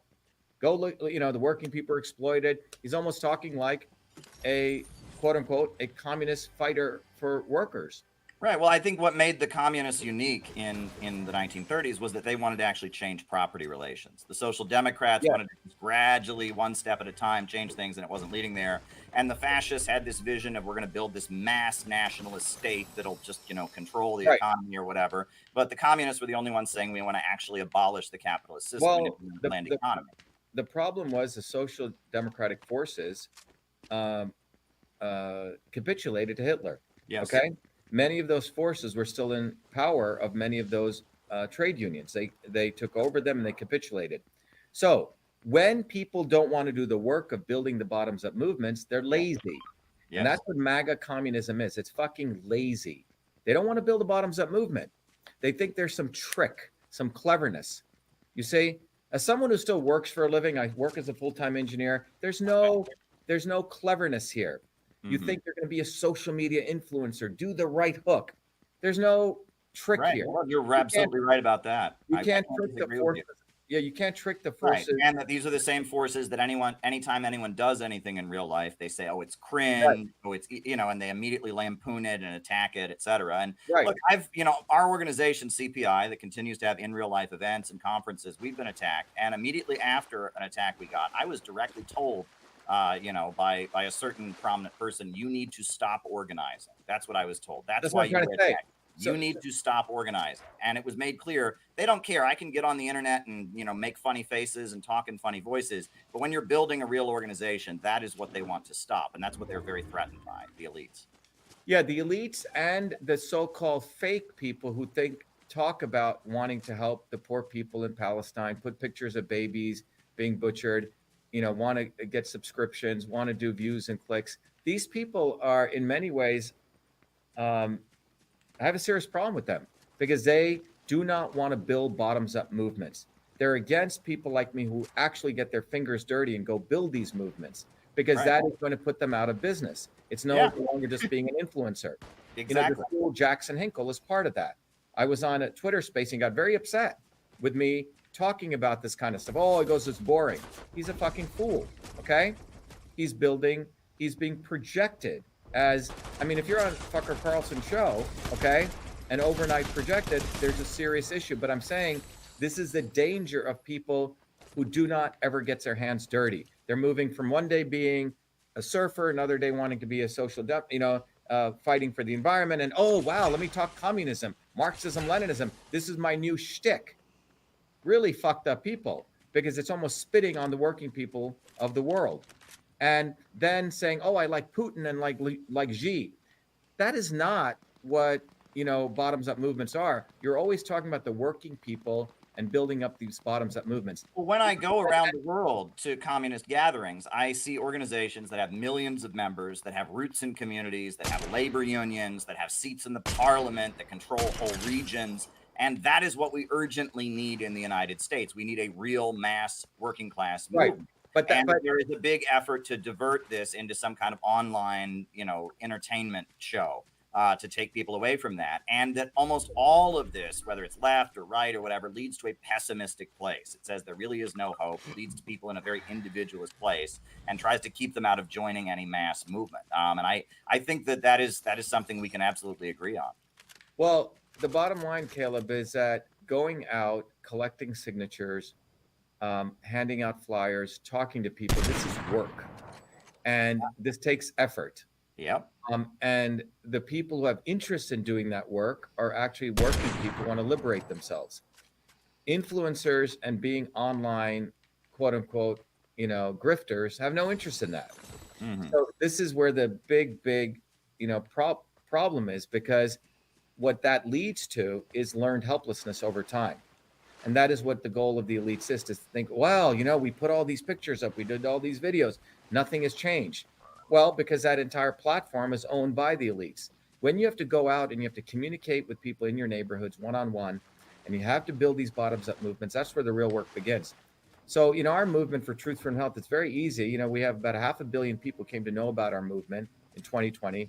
Out of that, we have close to 1 million people connected with us. We have email addresses, connections, all that. And then out of that, we're trying to get people on the ground, right? And that is a very, very different task, because people are thinking, if I reshare something, I retweet something, I, watch a video, I'm changing the world, you say? And this is the interesting challenge, to move people to this higher state of consciousness where they need to understand that you have to have theory and you have to do the work on the ground. And that's what we are doing, every microsecond, doing that. And you get to a point, you realize that engine, that momentum is what the elites are so scared of. And for that matter, the quote unquote people talking MAGA communism, or people talking Joe Rogan people, are all the emerging, not so obvious establishment. As long as you're watching Joe Rogan and you're hearing Fucker Carlson suddenly talk about 9/11 and aliens, he won't talk about Zionism, nothing relevant at the time. He'll talk about everything that's 20 years or 10 years or 1 year old news. And this is by design. So, our job, what we do is we expose the NSOEs, the not so obvious. You have to. And anyone who doesn't expose them and talks a bunch of stuff as they want to change the world, that's seriously an issue. Most of Lenin's work, 80% of his work was exposing the Social Democrats and the Kautskyeites. Right?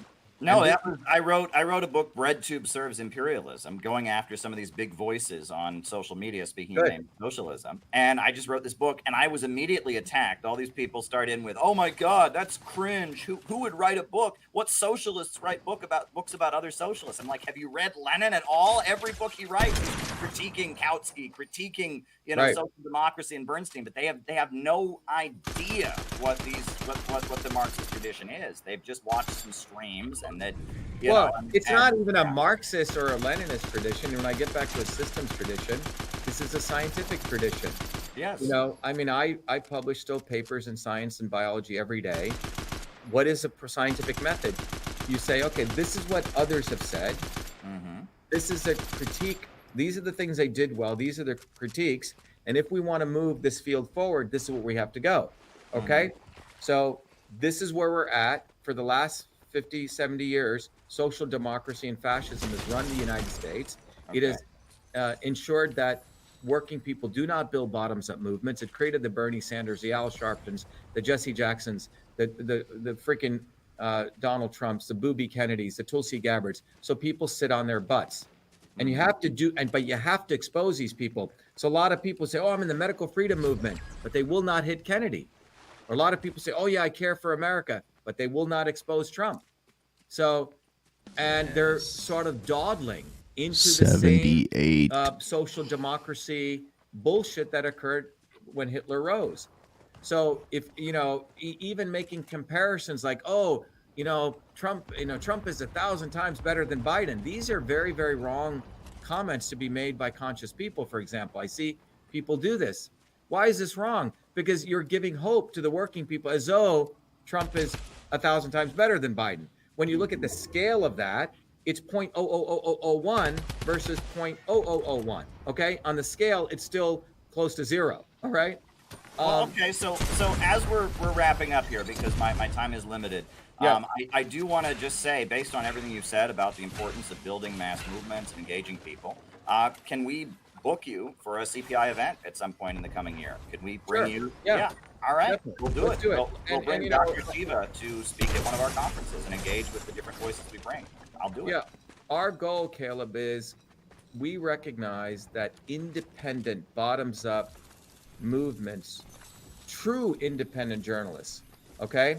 I don't care what political background they're from, but if they want to really learn, I can't wait to meet get Dr. sort of Shiva. the knowledge, the understanding that, our movement is acquired and we openly share it, we're open to that, right? Because the reality is that where we're at today, the elites control mass media to such an extent, they control the data gathering of that, and they in fact control what they present to us as the fighters, right? So they've created on the front end a rainbow of political, oh, here's Tulsi Gabbard, she's fighting against the military industrial complex. Here's Booby fucking Kennedy, he's fighting for medical freedom. Here's Trump, he's fighting for the American. Let me ask you though. Yeah. Would it be strategic, though, if you want to talk to people in the Trump movement and get them to understand how things really are? You want to talk to people who might support Tulsi Gabbard or Bernie Sanders. Would it be strategic to find a way into those spaces where you don't have guns blazing? I mean, Well, I think Lenin offers some very, very specific lessons on this. Lenin's did go guns blazing. I'll give you an example. In 2020, you have to understand, I've met with Trump multiple times. I'm the one who did all the election fraud analysis. Trump is the one who, you can see videos where he's praising me. I want to thank the great computer scientist, Dr. Shiva. He invited me to come to Mar-a-Lago a couple of Novembers ago after he had endorsed a guy who did the election fraud. And I respectfully refused. 90%, oh yeah, Donald Trump invited me, I'm going to go to Mar-a-Lago. Then when I was in Miami, he invited me again. I had a 2-hour meeting with him. And the reality was, the question was, what did you do with that $500 million you raised using my material? Okay. And I can give a longer discussion when Mark Meadows called us here, Rona McDaniel's office called here, Eric. So I know all of these characters. They've used my material to make a shitload of money. Yeah. All right. The reality is I had to do the job exposing Trump. All right. And we lost 20% of our followers. But you know what, Caleb? This is the mistake the young people are making, who think there's some trick. I'm going to win the Trump. You have to hit them hard. And you know what? The people that we have, the 80% they remain, they're like, fuck, Dr. Shiva's absolutely right. I'll give you many, many videos. The reason I have to do the custodial work of exposing Rogan and all these guys is people will see those videos. They'll go, you know what, Dr. Shiva? I was a Trumper. I was a Kennedy follower, and I was going to give him $20,000. And everything you said is absolutely right. I had to sit there and self-reflect. I had 2 days of cognitive dissonance. And we'll hear many stories. But the people who come to our movement like that are really the leaders. You cannot build a movement on swamp. You have to build it on strong leaders. Yeah. And that takes effort. There's no trick. And that's what we're doing. We're finding those people. And like a magnet, those people will bring other people over. In organizational theory, Caleb, 30% of people, the work of Price Pritchett, will never agree to anything that's new. 50% are watching which way the wind blows. 20% are the agents of change. The problem is the agents of change, the problem they make is they think there's some trick to win the 50% over. They think, I'm going to wear a Trump hat today. Okay. I don't do any of that shit. But the reality is, if you want to change the world, you must focus on the 20% and strengthen them. And that 20% will bring the other 50% over. So this is a theoretical problem that opportunists make. And they may be doing it naively, but they end up becoming the forces of opportunism. Okay? They're not willing to say, this is the model, this is the plan. So our movement is very specific in this. we will hit fucking Trump really hard. And if you have a problem with that, oh, Dr. Shiva, you were so supportive of Trump. You did all the election fraud. I can't believe you're betraying us. No, you need to get your head out of the ass. And I'll give you an example. We do open houses every Thursdays. You know, for a worldwide community, we do 2 of them. We had a woman show up who was a rabid Trump supporter. I can't believe, you know, you used to support President Trump, and now you're against him. And I said, do you mind me if I play this one video? It was a video I put together of all the contradictions. At the end of it, she was crying. It's a 3-minute video. In the video, do you see he says, I'm going to follow you guys onto the Capitol. And he goes the other way. Yeah. That's fucking betrayal. If you are truly a revolutionary leader, he would have gathered people's arms and he would say, we're going to all march to the Capitol. That's what I would have done. That's not what he did. That's true. He went the other way. And I said that at the time. Yeah, at the time I pointed that out. This woman has become one of our great volunteers, right? She said, holy shit, you're right. You see, so the opportunism game is going to backfire. And history shows that there is no shortcut, Caleb. So I've thought about it. Obviously, look, I've built many companies. I know how to be diplomatic. I can go into that realm. I can be a hard noser. But in this thing, you have to draw the lines very clearly. So it's a very important strategic, tactical, theoretical, it melds theory that people have better get clear. Otherwise, they will become opportunists. You know, opportunism is a very, very slithery snake. People end up in it thinking they're doing something clever. You know, cleverness, trying to be a clever monkey leads you to opportunism. People shouldn't be that clever. They should just follow the forces of matter, which is, this is what the line is, and find the good people and the others will come across. You have to build a strong organization. You have to build the right framework. There is no urgency in some ways, yet there is an urgency, but if we don't have real principles and we don't build organizations on those principles, it's opportunism. Wow, this has been a very, very insightful interview with a lot to think about. We're going to be probably discussing this for weeks within our organization, and you laid a lot of truth on us, and you gave us a lot to think about. So I want to thank you. You know, where can people check out your work? What's the best way to engage? Yeah, so first is people should go to truthfreedomhealth.com. We've created an entire system, almost like a university of revolution engineering, right? We teach people the same system science that I used to teach at MIT. We teach people theory, history, and then we get people on the ground. So truthfreedomhealth.com. But that movement now, you know, in the United States, it's manifesting itself in my running for president. And that's at Shiva4president.com. And everyone should go there. If you want to do something very simple, quick, go get one of these bumper stickers offline, right? You put this bumper sticker on the back of your car, Caleb, 100,000 people see it in a day. 100,000 people. This is what the elite, it's your car, put one of these on. That's what, you know, because we have ground forces, that's what we're going to do. Look at the way they run their campaigns. They don't do shit until September 4th. They get everyone's money, and then they spend TV advertising. Our movement actually has people on the ground. So our movement says, go get a bumper sticker, put it on your car, hand out cards, right? They don't have people to hand out cards. We do. So Shiva4president.com and go to, you know, truthfreedomhealth.com. But it's a lot of hard work, man. But for the last 50, 60 years, 70 years, our parents should have built these movements, and they didn't. They got lost in Bernie Sanders. They got lost in, you know, Trump. They got lost in Obama. They got lost in the swarm. All right. Well, thank you very much, and thank you, and my best wishes to you in building a mass movement. Thank you. Great, Caleb. Look forward to speaking with you guys. So, yep. Best to you.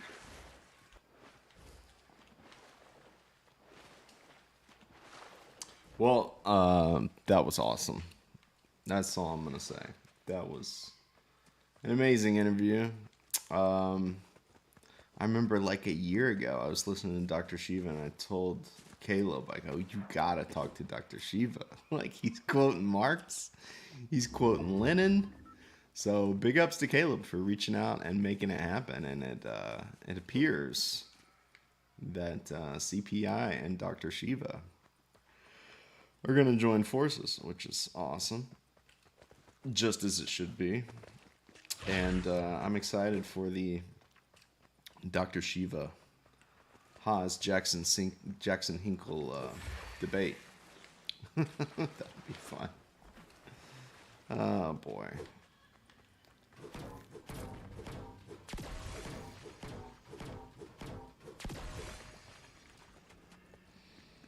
I did like him saying that Noam Chomsky has learned helplessness.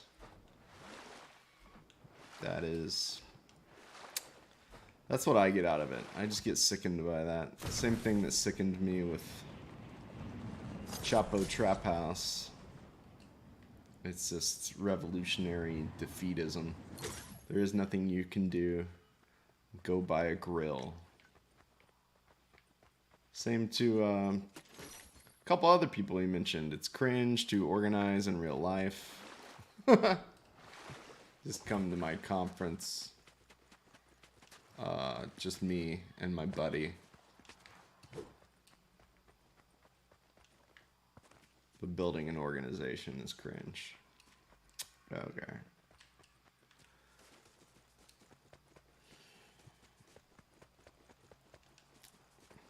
Saddens me because I thought we'd all come together, and I thought this was bigger than individual people, but I'm not nearly as big social media wise as some of the people we're talking about, but as Dr. Shiva said, it doesn't really matter. It's not what I'm on here for. I will forever in my online presence be leading you guys to join something real that is not just about me.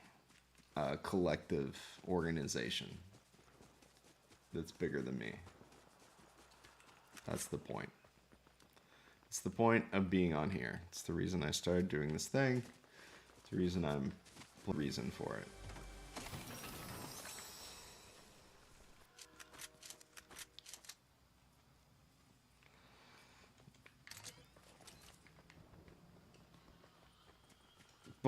Bup. Next match, I'll put the Grayzone back on. Maybe if there's a new Caleb, I'll put Caleb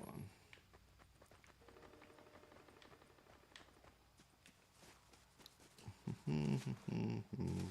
Ooh, there's a buddy.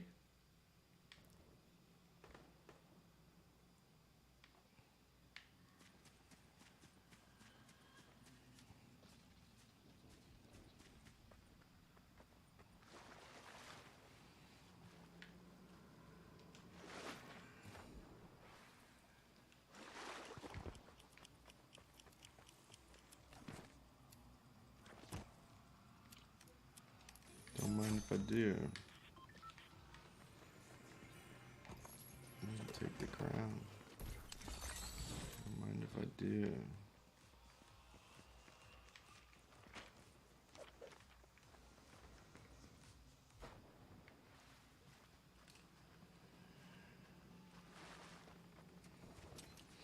Let me get that shield bubble experience. I'm going to bring my SM, what is it? SM7B? Keep wanting to call it 57, that's not what it is. But I'm going to bring it upstairs and start doing audiobooks up here again. And we're going to do direct Ethernet cable, so that will be cool.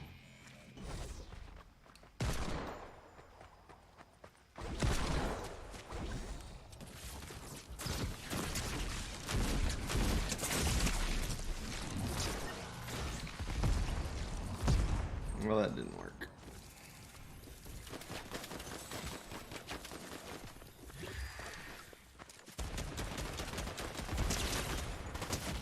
All right. Let's see if Caleb's streaming here.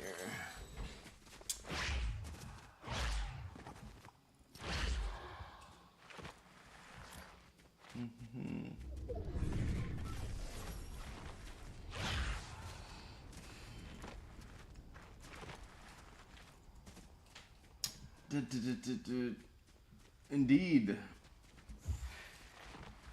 right, let's put this copy clean link.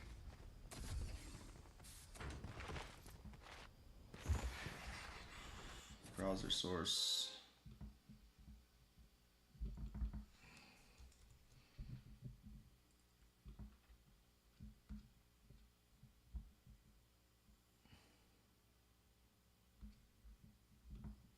Everything you do to make you bad, and you're not even somebody that really disagrees with them on very much, but they decide you're bad and they just blast it all over social media that you're bad, right? And all kinds of people get scared because you're bad, and they, you know, if they talk to you or if they don't condemn you, then people might think they're bad too.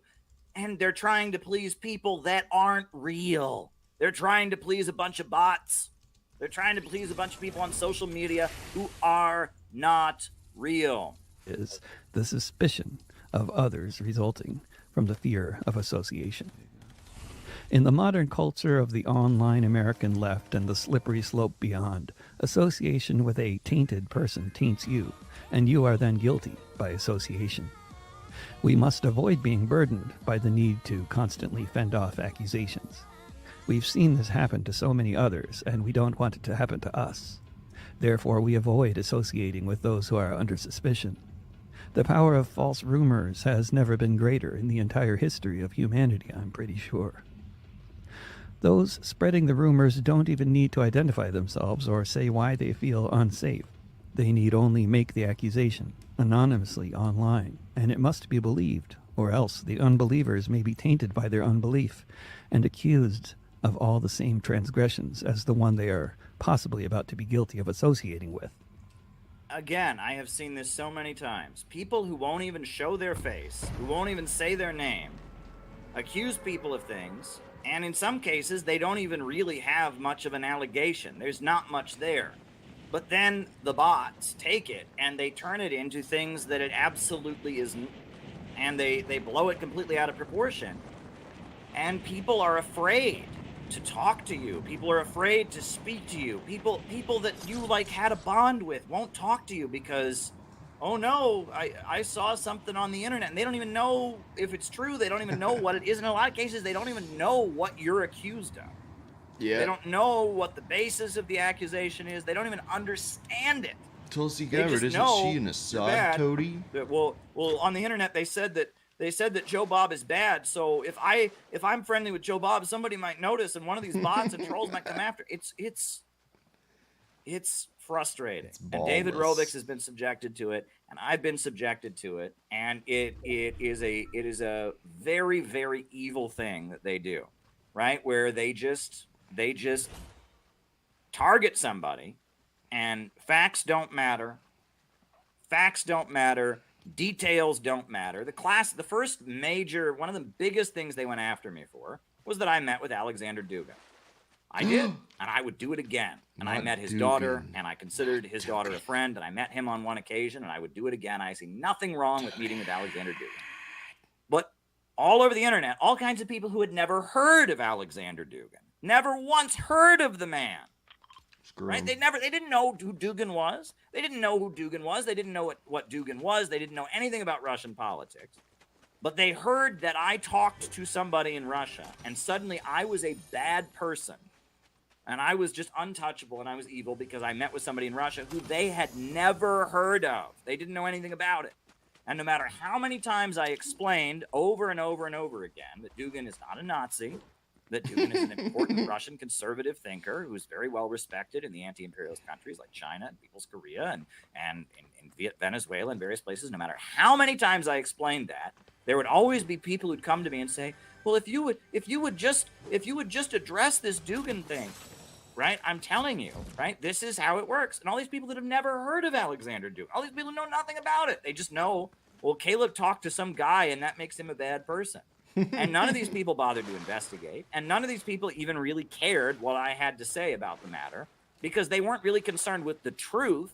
They were concerned with the fact that if they stood by me, or they remained my friend, or they didn't completely excommunicate me, they might get in trouble themselves. That's all they cared about. They didn't care about the truth. And keep in mind, at least 50%, probably more, of the people that they were trying to get approval from were not real. That in your mind. 50% of the mob that these people are afraid of, at least, and in my case, and in his case, it's probably way more than 50%, are not even real people. You are cutting off a real person. You are making a real person a pariah because you're scared of what a bunch of fake internet robots might think of you. This is the society we live in. Thus, Rose City Antifa cult guru Shane Burley posted a video shot of me surreptitiously and from a safe distance from behind me as I was busking near the library at Portland State University while it was occupied by protesters. David Rovik seems to think the world just loves him as much as he loves himself, he posted, attempting to mock the notion that I was having an album release party on the sidewalk with an audience of disinterested passersby, as I had joked I was doing. Yeah, and that's classic, right? I don't know who this Shane guy is, but that's what Shane is mad about. He's mad about the notion that David is happy, right? Because David, apparently, David was playing some music on the side of the street near a Palestine rally. And so he takes a picture and is just like, he likes himself so much. And that's what they always do. And I've noticed the real people behind this cancel culture stuff, they are jealous bastards when it really gets down to it. They are the most unhappy people you will ever meet. They're what you call anti-fans. Always hate where, themselves. It's really unhealthy. It can be, right? I mean, we can all be fans. I'm a fan of William Z. Foster. I'm a fan of David Rovik. There's healthy fandoms out there, but it can be unhealthy, right? If you become so obsessed with Taylor Swift that you mortgage your house to go to a Taylor Swift concert, or you quit a job because your boss disrespected Taylor Swift, you got a problem. I don't know, Caleb. Fandoms where you love somebody can be unhealthy. But if you think a fandom where you like somebody is unhealthy, an anti-fandom is really fucking unhealthy. And it is a mental illness that social media exacerbates to the 10th degree. You don't want to be an anti-fan, right? Where you don't like somebody, usually it's rooted in jealousy. They're jealous of the person, right? In this case, they're clearly jealous of the fact that David is happy. God forbid David be happy, right? God forbid David be proud of the music that he plays, right? But this Shane guy, whoever he is, right? He clearly, he just revealed himself right there. He makes a post, David thinks everyone likes him as much as he likes himself. Well, shouldn't people like themselves? Amen. Generally, people who like themselves don't become mass shooters. They don't become drug addicts. They don't commit suicide. They don't abuse their children. They don't, generally people who like themselves tend to be better people in society. But this Shane guy clearly doesn't like himself. He clearly doesn't like himself. So he makes a post that David Rovik likes himself and I see the same thing directed toward me. There's a million posts by these people. That Caleb, he thinks he's smart. He likes himself. I can't. And they just sit there seething, right? That I'm out there existing. Liking yourself. Right? And it just, and they're in this mindset where these people, they annoy me. They annoy me, sure. But I'm 1,000 times healthier than they are, because if I'm listening to somebody on YouTube, it's because I like them. Right? But there are probably 5 or 6 of them watching right now who are watching this because they don't like me. And they're sitting there going, I'm going to get Caleb. And it's like, you need help. Anti-fandom is a really bad place psychologically, right? If you are compelled to torture yourself like that, to the point that you cyber stalk somebody, and you just see, then you follow everything they do to try and figure out and post about it and make you're a really unhealthy person, right? And and that there are people like this that literally they follow David, they follow me, and everything we do, right? They make a post to try and spin it in a different way. They do something, to try and make it look evil or Nazi or pedophile or whatever. And these people are really, really unwell, right? You want to talk about this is the mindset of a mass shooter. This is the mindset of somebody, right? Yeah. So this is interesting. Nate says 205 people watching right now. 2% are haters. There's probably 4 people watching this right now who are sitting there waiting for anything I say that they can take out of context and make me into a a Nazi pedophile, rapist, whatever. Right? I mean, it's like such people are really, really unhealthy, right? I mean, watch someone you like. Find a musician you like. Find a writer you like. Listen to somebody you like. But if you feel compelled to watch somebody you don't like, I mean that's beyond me. And it's like the Shane guy. When he posts this about David, he's basically just revealing he's jealous of the fact that David has happiness in his life. And he and that's what so much of wokeness is. They're not only are they unhappy, not only do they not like themselves and feel compelled to prove to everyone how good they are, but on top of that, to top it all off, if they see someone who's happy, if they see someone who's confident, they have to bring them down. They have to destroy them because, right? And that is, you want to talk about toxicity, right? You want to talk about, it's frightening, right? It is frightening, right? That people that feel this compulsion to be an anti-fan, right? That is really, really dangerous. You know, I don't like Kamala Harris, and writing about her and talking about her has been good for me. Wow. I wrote a book. I've analyzed her a little bit, but I don't watch every Kamala Harris speech. I don't even subscribe to her YouTube channel. I'll occasionally comment if there's a little news item here or there. Thanks for because stopping it's by, entertaining, man. Because I know a lot about I Kamala just Harris. figured, I comment on her in ways that I don't.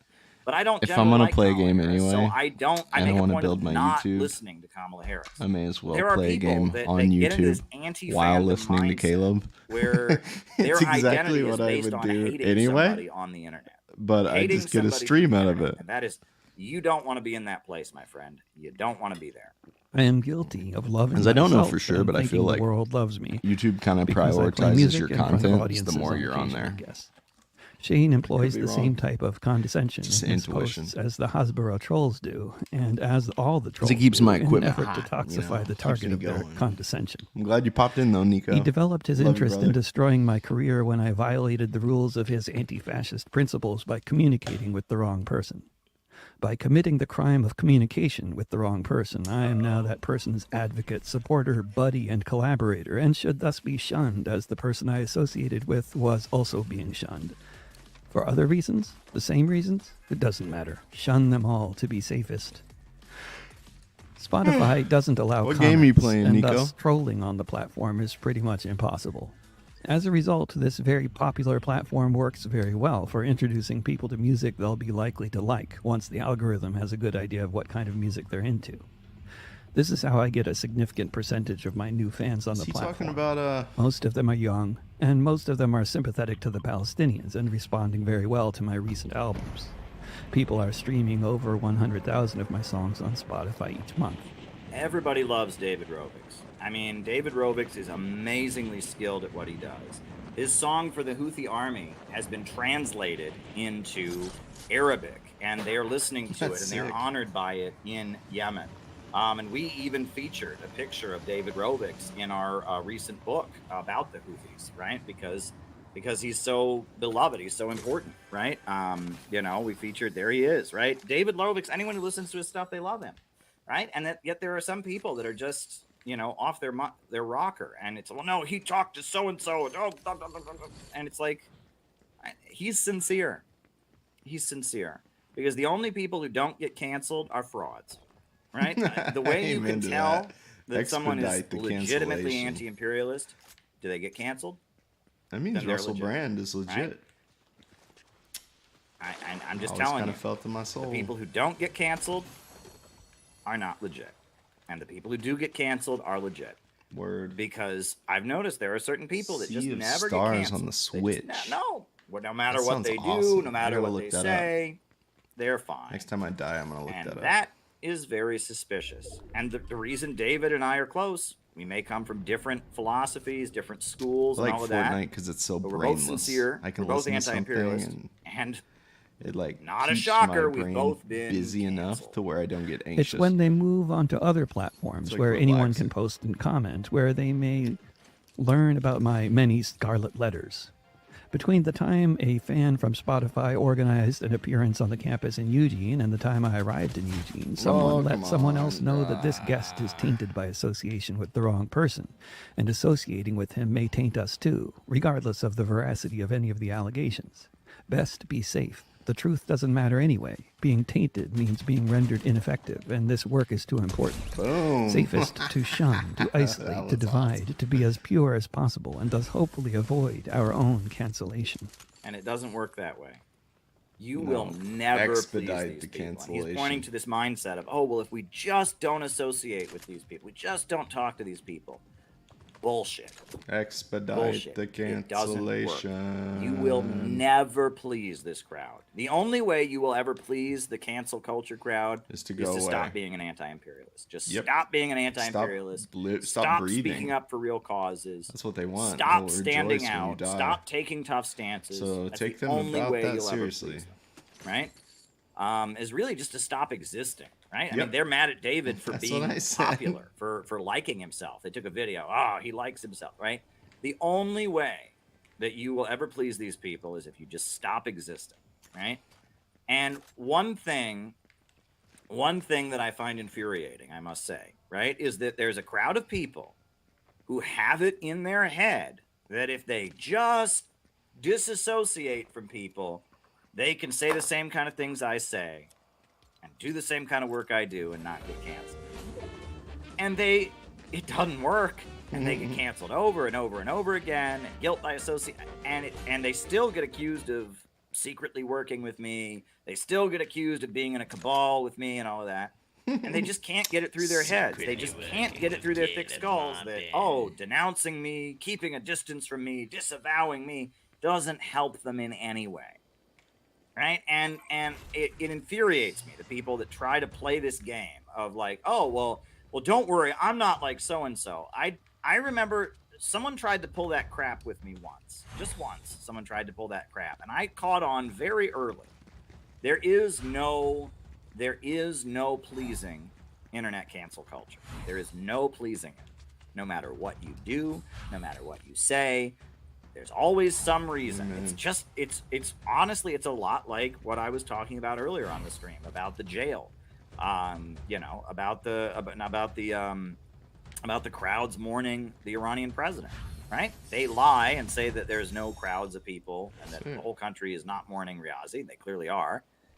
And then they go back to the drawing board and they come up with another lie, right? And that's how the cancel culture crowd is. None of them ever go, oh, I was wrong. Never happens. Never happens. None of them ever go, oh, you denounced David Rovix. Oh, you denounced Caleb. Oh, we'll leave you alone now. Never happens. Right? Nope. And the people, I will say, the pathetic people, and there are certain people that are better than others, but there are certain people that just can't figure that out. And they are so pathetic. Oh, I don't want to. No, I only talked to David Rowick once. I'll never do it again. Oh, I'm so sorry. Oh, I only talk. And it's so pathetic. Wow. They're still going to come after you. They don't care that you talk to me. They don't care that you talk to David Rovix. They care that you defend China. They care that you defend the Palestinians. They care that you exist and you're popular. That's what they care about. And as long as you continue to take anti-imperialist stances, and as long as you exist and maintain some popularity, they're going to keep making up reasons that you're bad. And you going, oh, I'm so sorry for talking to this person. It doesn't fucking help, right? All it does is encourage them, because it shows them that they have the ability to influence your behavior. That's what it shows them. It shows them that you have the ability, that they have the ability to get you to do shit, to get you to denounce people, to get you to go things. And that encourages them, right? And so I really do. There's a lot of people who I do want to slap because it's never occurred to them that the cancel culture mob doesn't go away when you join them in attacking other people, or you distance yourself from the people they tell you to distance themselves from. It does not help. It doesn't help. It doesn't make things better. It doesn't they don't stop. And it actually emboldens them, right? And there are some very, very pathetic people out there that just cannot get that through their skulls. Last week, I got a message from someone in Portland with an anonymous account on Signal who wanted to talk about eviction resistance. Great, I thought. I've been working on cultivating an eviction defense network in my spare time for years, and I've made a bit of progress too. I welcome people who are working on similar projects and want to work together. This person asked me if I wanted to join the Signal group with other people involved with similar projects. Of course, I replied. Sea of Stars looks great. It only took a few Great hours reviews. before I mentioned my admiration for Portland Tenants United founder Margot Black, and I found myself unceremoniously removed from the Signal group. Margot, you see, is tainted by the ridiculous dude, I'm accusations playing made this about her by a very inspired discredited by former activist. Chrono Trigger, Although it was Super obvious to Mario anyone who looked RPG, and into it that Golden the Sun. The allegations Switch were version ridiculous, received universal Margot can no acclaim. longer effectively organize in the city of Portland, along with some other of her colleagues at PTU who were similarly smeared. The need for others in the left milieu to avoid being smeared themselves by associating with Margot meant they had to shun her. Thanks for And so turning me many on to that, others. Nico. Even mentioning her Genuinely name in a appreciate positive it. light today will get you immediately kicked out of a Signal group by people who themselves openly admit to me that they haven't looked into the accusations against Margot. It's all before their time, they say, but they trust their colleagues who believe the accusations to be true. Yeah, I've seen this so frequently, right? They don't even know what the allegations are. They don't even, I have seen this, and they do it to anybody who takes a stance. They do it to them. Their colleagues, in this case, may be anonymous accounts on Signal, but that's good enough. Victims don't need to reveal their identities or say why they feel unsafe. That's against the new rules of communication that seem to have been written by COINTELPRO.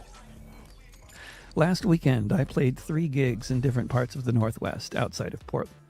This weekend, the Northwest Tour continues with a Sing Out for Gaza and a concert in downtown Portland. I managed to catch up with a bunch of different friends in various places on my little trip. I was in Vancouver, BC on Saturday. Among the folks I visited was longtime internationally traveling journalist and brilliant singer as well of proud Lebanese heritage Hadani Ditmars.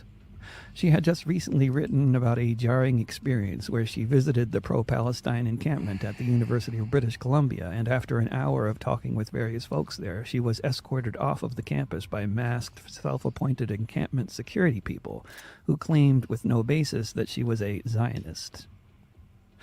I visited an old friend in Seattle who has started a line of coffee she's calling anti-fascist coffee. The coffee is fantastic. In her efforts to spread the word about it on social media, she has found herself getting attacked by a handful of accounts that are saying all kinds of snarky and nasty things, denouncing her line of coffee for one reason or another.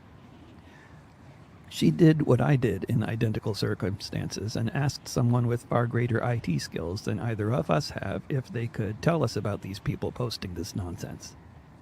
As with my attackers, she found all these accounts had Portland, Oregon IP addresses. On Sunday in Seattle, before heading to Olympia, I looked online to discover my old friend John Bain, a.k.a. Attila the Stockbroker, responding to people claiming to be from Anti-Fascist Action who were attacking him very publicly and in a profoundly uncomradely fashion for having the wrong position on Israel-Palestine. John and I have done 14 tours together, and we've spent a significant minority of our time on those tours arguing about politics. We're both well-read and well-traveled leftist musicians, but we have had various spicy political differences that have made for lots of good arguments about lots of subjects, one of them being the right of Israel to exist as a Jewish state. He's for it, I'm against. This has never stopped us from touring together, and has never led either of us to feel the need to publicly denounce the other for having a different perspective, even at a time like this. And this is interesting, right? Because occasionally you will meet people like this, and they exist. People who are very opposed to what Israel does, but just have this Israel has the right to exist bug up their ass. I shouldn't put it in such crude terms, but they exist, right? They oppose Israel's crimes. They want rights for the Palestinians. They want a Palestinian state. They want the USA to stop funding Israel. But they just have it in their mind, no, Israel must exist, right? And I disagree with those people. But I've pointed out many times that me disagreeing with them does not, really matter, right? Because at the end of the day, Israel isn't just going to go away. And so I am for a one-state solution. I am not in favor of any state that is for one race, that is based on the supremacy of one race or ethnic group. I'm not for a settler colonial state. I'm not for apartheid in South Africa. I'm not for Rhodesia and the Rhodesia settler regime, and I'm not for the Dutch East Indies, and I'm not for Israel. But at the end of the day, I want the Palestinians to get a better situation. So I will disagree with these people, but I don't find that this is like something that I need to like denounce and disavow, and there doesn't need to be blood in the streets over this issue, right? I feel like there is an area in which I can still cooperate with somebody. Now if someone is supporting what Israel's doing and bombing Gaza, etc., that's where obviously we have a big disagreement. But there are people that I have met that take a soft Zionist position, but still are very vocal in opposing what Israel does. And I might disagree with those people, but I can work with them. And I think David is expressing roughly the same thing. That unfortunately there are some people that take this position on Israel, that are leftists, that are opposed to what Israel does, and we can disagree, but they don't deserve to have their heads chopped off, and they don't deserve to be run out of all left-wing spaces because they feel that way. And in fact, a lot of the Palestine movement at this point feels that way. But now that an allegedly official representative of AFA has written all of this bile about John online, despite the thousands of people who have eloquently defended John on his Facebook page in light of these attacks, we can all be reasonably sure there will be more trolling of John based on the original allegations, because that's how it works with such public allegations and social media's bottom-feeding sensationalistic algorithms. John's attacker also made reference to his loving himself too much, apparently a common transgression for artists who habitually perform for audiences. And that really, I've noticed that among the cancelers, it's always this person, I perceive them as being happier than me, which they may not be. You don't know the person. I perceive them as being happier than me. I perceive them as being more successful than me. I perceive them as having a better life than me, which, again, you don't know. You don't know what's going on. I perceive them as having a better life than me, and they have this flaw, which may be a real flaw or a real political disagreement or whatever. So I am going to broadcast that to the whole world, to let the whole world know that it is so unfair that this person has happiness in their life or has something better because they have this flaw, right? And it sounds like, he's describing how the guy took the picture of him and said, oh, David likes himself, and how this friend of his, it sounds like this friend of his who takes what I agree with David is not a good position on Israel, right? Israel has the right to exist. But somebody who doesn't think that is resentful and jealous of the friend, and so they want to blast it to the whole world. This person who's I perceive as having it better than me, this person that I perceive as having a better life than me, has a flaw, and so that means they don't deserve it, right? Then this is where I really do think that socialist politics should never be about jealousy, right? And and this is a big thing. Socialism is not about looking at a group of people who have lots of money and saying they have all this money and that's no fair, right? That's kindergarten stuff, right? We are not looking at the ruling class and saying they have better lives than we do. They have more money than we have, and that's no fair, and we want to punish them. What we're upset about is the wealth that they have and the better lives that they have come at the expense of everyone else. That's what the issue is. Definitely. Right? The issue is that the way they get rich is by making everyone else poor. The way they maintain their monopoly is by beating down and destroying other countries, by waging wars, by locking people in prison. We're not mad about the wealth. We want everyone to have that much wealth or more. We're mad about how they got it by maintaining artificial scarcity. I like that. I've started hearing people use the phrase artificial scarcity lately, and I like it. I like it. It's a good phrase. Because that's the kind of society we live in. There's no reason for there to be scarcity in our society right now. There's the potential for great abundance, but because of the irrational profit system, because we don't have a rationally planned economy, there is artificial scarcity. And our anger at the ruling class is that it's not that they have, it's that they're preventing the rest of humanity from having. Yes. And what they have is based on other people not having, by keeping the rest of the world poor in order to make themselves rich. And that's a really, really important point. So continue, David. In Olympia, the house concert happened in a beautiful backyard of an old friend there who has long ago been canceled himself for saying the wrong things, thinking the wrong thoughts, and posting them online.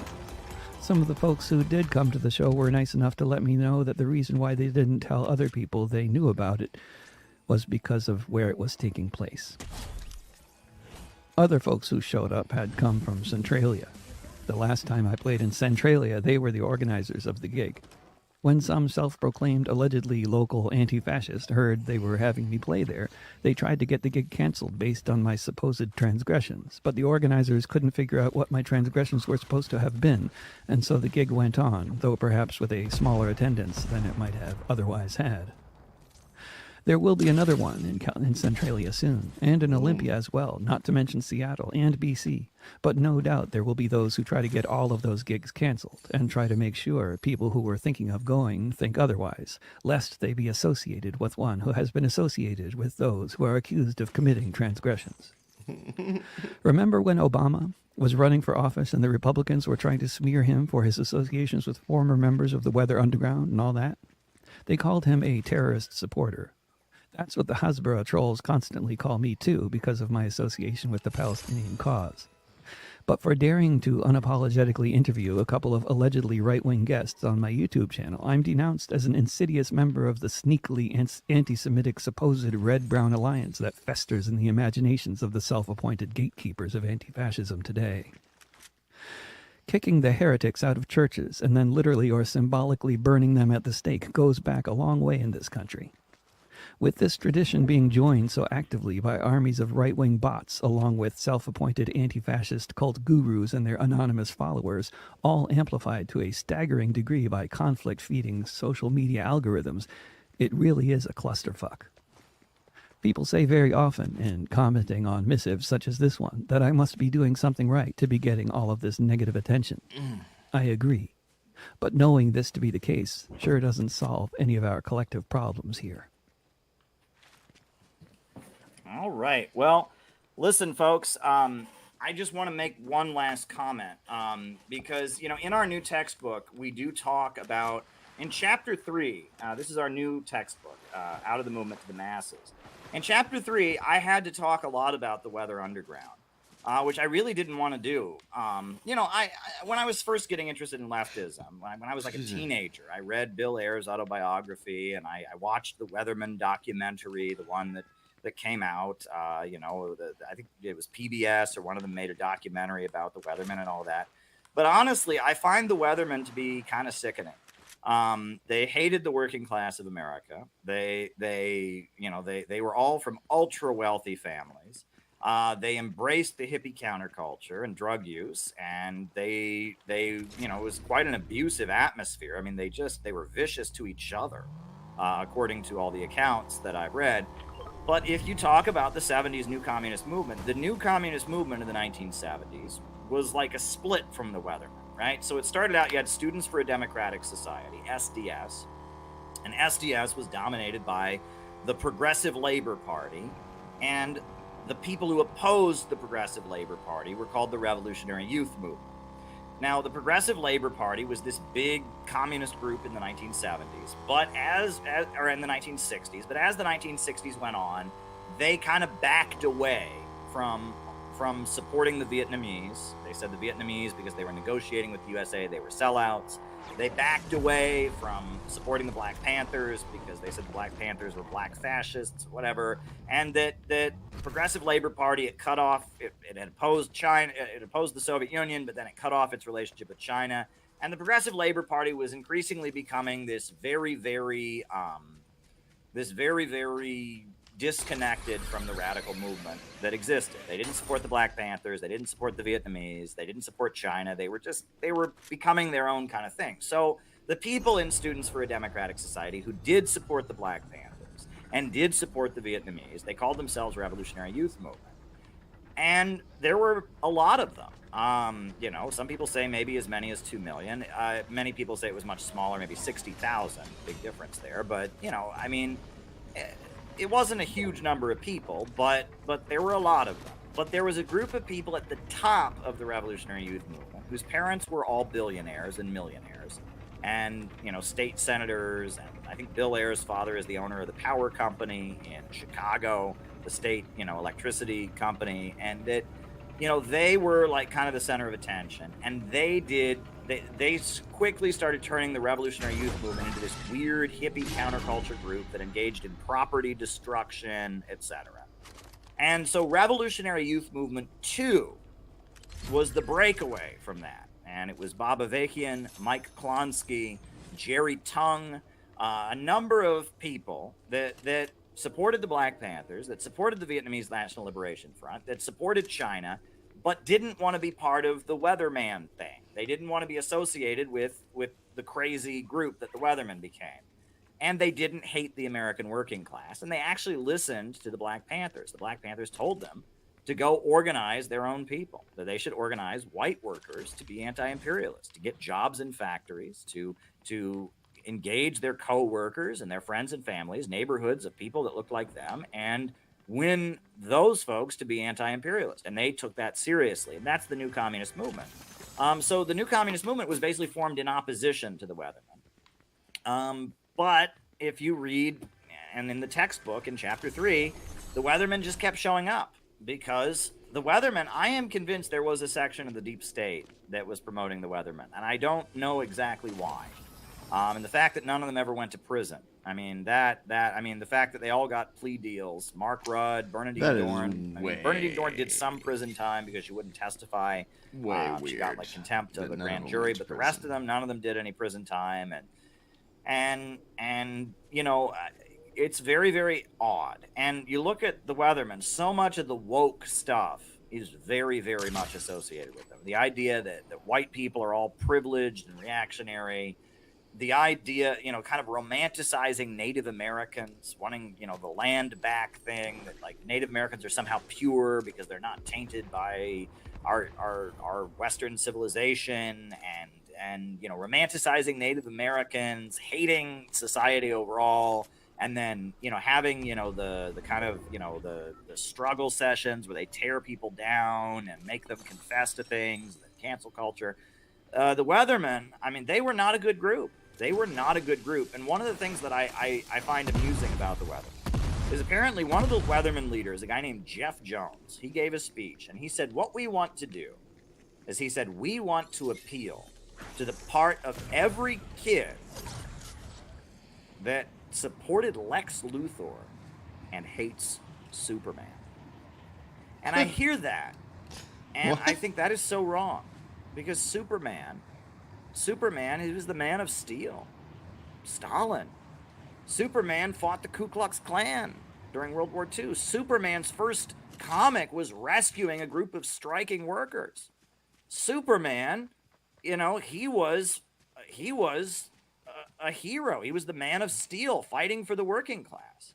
And who's Lex Luthor? Lex Luthor is an evil tech monopolist, a maniacally evil bald guy who's using technology to scheme against the people. He's a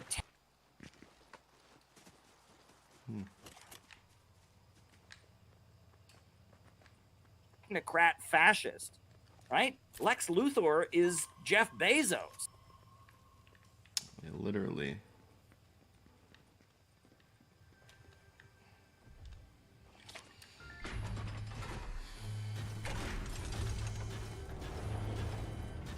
right? That's who Lex Luthor is. Lex Luthor is Bill Gates. Lex Luthor is, is the World Economic Forum. So I love Superman. And the Weathermen were very much about appealing to evil, right? They wanted to appeal to that satanic desire to rebel, that satanic desire. They were rich kids who were bad, right? And they wanted to be bad. They wanted to be outlaws. They wanted to be criminals. They wanted to be satanic. They wanted to break the rules and be edgy. They were appealing to the worst. And I guess that's a way I can tie this all together before we do the roll call and I answer people's questions. But the Weathermen wanted to appeal to the worst in people. They wanted to appeal to people's antisocial tendencies, their alienation from society, their resentment, their hate, their desire to destroy things. But we need to appeal to the best in people. That's what we need to appeal to. We need to appeal to people's love. People's love, right? It's interesting. I think about my Christian upbringing, right? And there's one thing. It's in the Bible, many times. It's not in the Bible many times. I think it's probably only in the Bible once, but it's quoted many times among Christians, right? And it's a thing that you hear. I heard this growing up in the church, and I didn't really think much of it. It's just something they say. But Jesus was asked, what are the two greatest commandments? And one is to love your God with all your heart and soul, right? And the other is to love your neighbor as yourself. And you think about that, if you really think about that, to love your God, to connect with the universe, right? To be spiritual, to rise above your bodily instincts and your bodily desires and to love, to embrace the spiritual power behind the universe, to rise out of your humanness, to love your God, right, with all your heart and soul, to really just connect to something that you can't see, to something that is all powerful, that is beyond you, and just really connect yourself to that.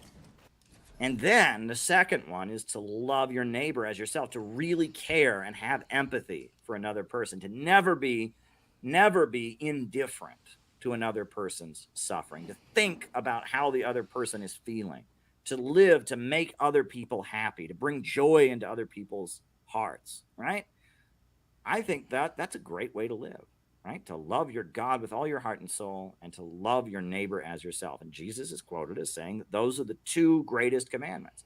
I think that's pretty great. And if I'm building a movement that would appeal to people's desire to connect to something spiritual, to get beyond themselves, to love their God, and to have empathy for other human beings, I would say that's great. I mean, there's nothing more communist than that, right? A society where people truly care for one another, a society where people have truly transcended their primitive human instincts to really embrace reason and spiritual higher force. I mean, that sounds great to me. So maybe I'm just being ridiculously religious or whatever. But as I rediscover my faith as an anti-imperialist, as a communist, a 21st century socialist, I think about these things from a whole different perspective. And I feel like the Weathermen were appealing to people's desire to unleash their resentment and rage and jealousy and anger and libidinal desire to burn things up and let their anger out. And that we are trying to appeal to people's desire to love our God with all our heart and soul and love our neighbor as ourselves. Amen. I think that there's nothing greater than appealing to what's good in people. And I think about Superman. That's what Superman did, right? Superman is appealing to what's good in people, and Lex Luthor is doing the opposite. So when the Weathermen say, that they want to appeal to the part of every kid that loves Lex Luthor, I don't. I want to appeal to the part of every kid that wants to be Superman. And I want every kid to understand that if you go out and fight for justice and stand up for what's right, then if you go out and defend your community and your family, and you go out and organize, you can be Superman. That's what I want. Superman, you don't have to wear a cape. You don't have to be the only one. You don't have to be in the spotlight. But anybody who organizes and stands for truth and fights for their community, fights for their family, fights for their country, fights against the forces of evil, demands justice, stands up for the downtrodden and the oppressed. Anyone who does that can be Superman, right? And that is actually something that they push in Russia a lot right now. You know, they talk about how during the Second World War, millions and millions of Russians became heroes because they stepped up and made great sacrifices to defend their homeland, to defend their communities. And that social realist art, I would put some on if StreamYard wasn't messing up. Social realist art, you know, that art that they hate, that they invented the CIA's Congress for Cultural Freedom program to destroy. Social realist art is very much about making ordinary people into heroes, making ordinary people into superheroes, showing that ordinary people can be heroes, right? And you look at they make fun of it, that picture of the brawny worker with the hammer, but that's what that picture is showing. That guy in that painting, in that Soviet painting, they make fun of, oh, look, there's a big, strong worker with a hammer. That's the point. That's the point. He's a construction worker with a sledgehammer, but he's on the poster like he's Superman. That's the point, right? You know, that's the point of social realist art. That's the point of Stalinist art. Is, you know, that soldier, that infantry soldier who's just guarding his post with his rifle over his shoulder, that he's a hero. He's Superman, right? That ordinary people who live for the sake of others, who love their mankind, who sacrifice for the oppressed and stand up for justice, they can be heroes. That's why social realist art is so amazing. You could, you know, a firefighter is a hero. A doctor is a hero. A teacher is a hero. You know, a guy who sweeps the streets is a hero, right? A nurse is a hero, right? You know, I mean, a construction worker who builds a building is a hero. That's the point. That's the point. That's the point of social realist art. And those old murals that they painted during the Roosevelt administration, and that were painted everywhere, that had big brawny workers and had, you know, factory workers and school kids learning, and that's the point. Social realism or socialist realism, Stalinist art, was about the fact that ordinary people can be heroes. Oh, did I just do that? Crap. Ordinary people can be heroes. You don't have to be a king.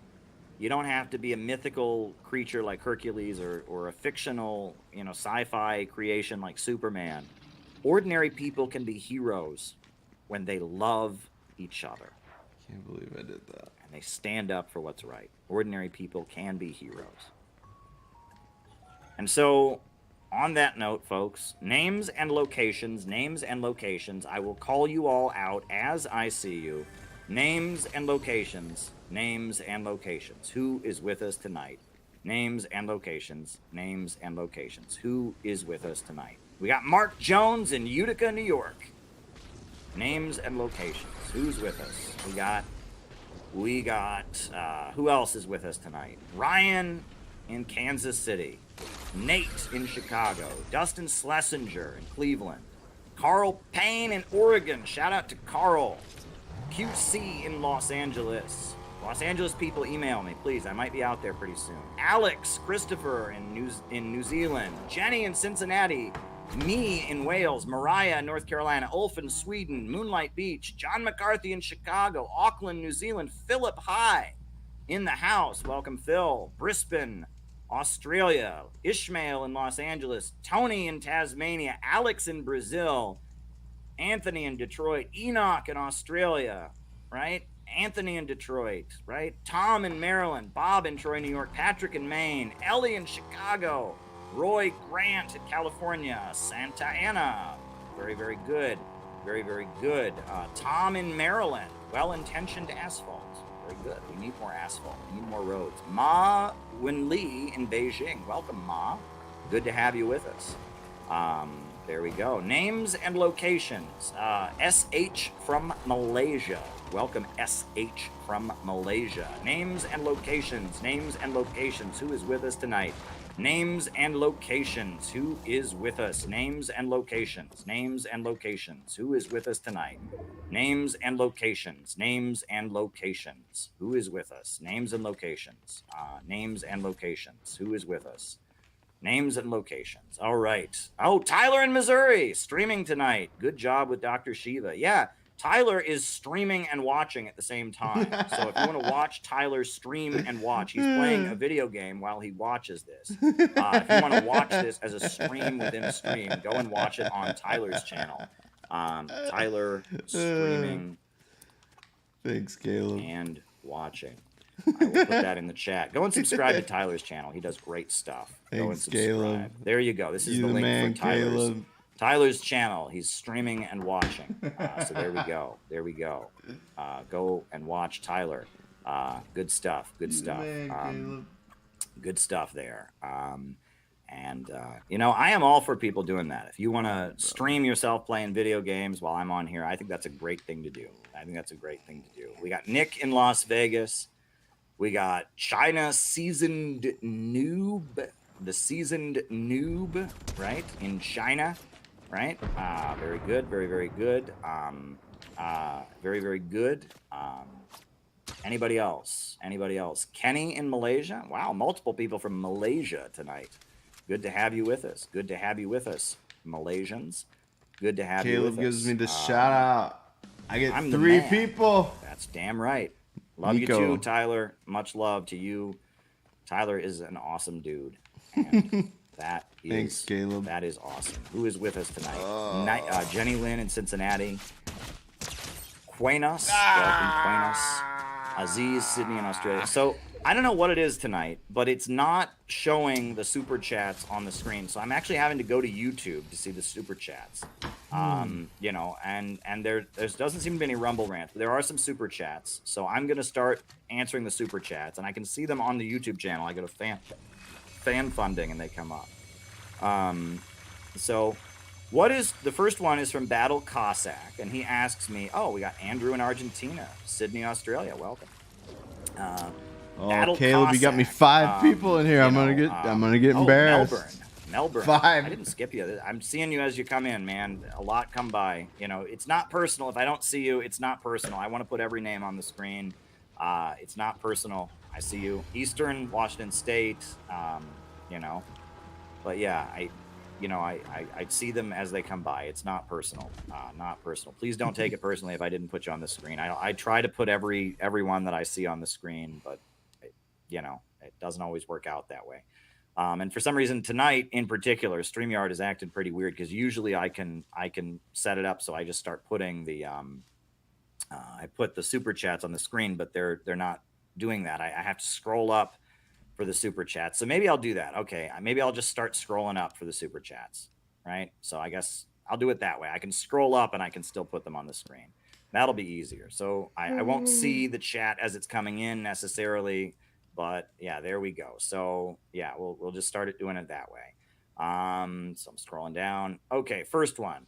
What is true about the Khmer Rouge of Cambodia? Are they exaggerating the Cambodian genocide? Well, look, I have always been very opposed to Pol Pot. And the reason that I've been opposed to Pol Pot is because Pol Pot was aligned with the United States against the Vietnamese, who were aligned with the Soviet Union. And the book that I often recommend to people to read about the Kampuchea War is published by a communist group called Line of March in the early 80s, which were a group of Maoists who kind of broke with China. And they published this very, very good book. The author is Erwin Silber, who is actually a folk musician who played with Pete Seeger. And it's called The Revolution Rescued. And there's actually a PDF of it online. You know, and basically it goes over how, Revolution Rescued, Erwin Silber. I'll link the PDF in the chat. It goes over how basically, Pol Pot, he mismanaged the economy, and he said they could have full communism on the basis of an agrarian economy, which is ridiculous. And he then attacked Vietnam in alliance with the United States, and it was a disaster. And I think very poorly of Pol Pot.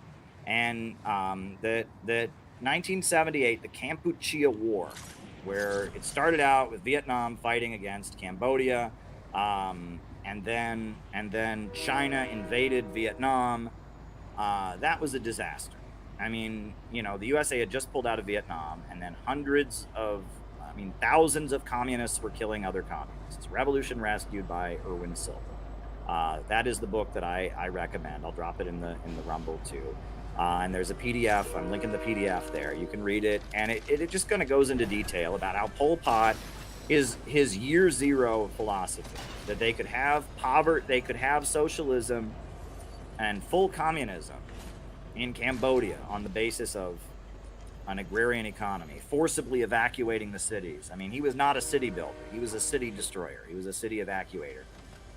It was bloodthirsty peasant Jacobins, and it was very much a socialism about revenge, and it was very much, we don't believe in economic growth and progress. We just believe in making everyone equal. And it was funded by the United States to oppose genuine communism, right? And that's well documented now at this point, that Pol Pot was funded by the United States. And it was not good. I mean, that whole situation is not good. The other book that I do recommend, and I'm critical of Sam Marcy, honestly, right? And in this book, I mean, this book, I don't totally agree with it, because he defends the Gang of Four and the Cultural Revolution a little bit in the book, and I don't. But people I do respect, like Jyoti Brar, they do. So, there is some disagreement. There's a book called Imperialism and the Crisis in the Socialist Camp by Sam Marcy, and that's the book that he wrote about the Pol Pot War. And in that book, he basically describes how, when China invaded Vietnam in 1978, the Kampuchea War, it was happening at the request of the United States, right? That was, China was aligned with the United States.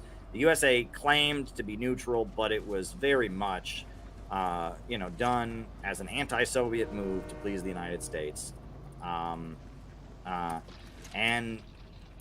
Sam Marcy documents that in there, and that basically, China, because the Soviet Union had cut them off, because the Soviet Union had isolated them, China had to get support from somebody. They had to get foreign investment. They were a very poor country, so they got foreign investment from the United States. What else were they? I mean, they had really no other option. But in order to do that, in order to get the United States to trust them, they had to back up the United States in its foreign policy, and that led to a disaster. The Kampuchea War was a disaster, and I think it was a disaster, and I blame largely Pol Pot for that. Imperialism and the Crisis in the Socialist Camp by Sam Marcy. Those are the two books on that situation that I would recommend. So that is an answer to the first super chat about Pol Pot. And those are the two resources. Go read Erwin Silber, Revolution Rescued. Go read Imperialism and the Crisis in the Socialist Camp by Sam Marcy. All right, now I'm going to scroll all the way up again, and we're going to do the next super chat.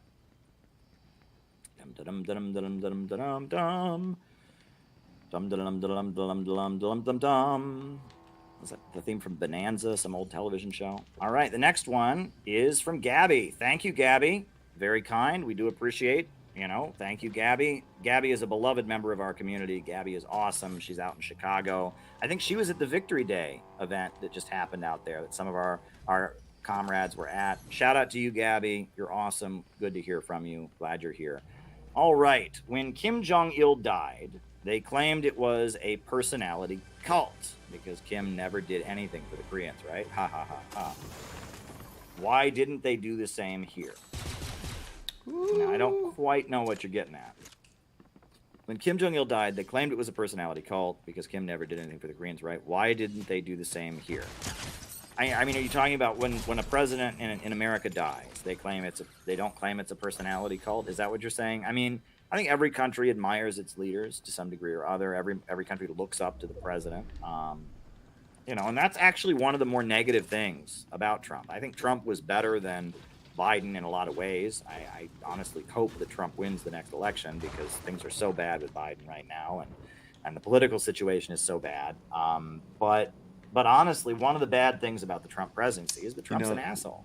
And part of Trump's appeal is he sounds like an asshole, right? I mean, Trump, like, that's his whole thing. You fired, right? And then he, I mean, because things were you know, so and bad. Trump has this kind of like selling point of like, I am just an asshole, right? I mean, you know, and that is not good, right? And that, you know, I mean, I don't think there are many parents who want their kid to grow up to be Donald Trump.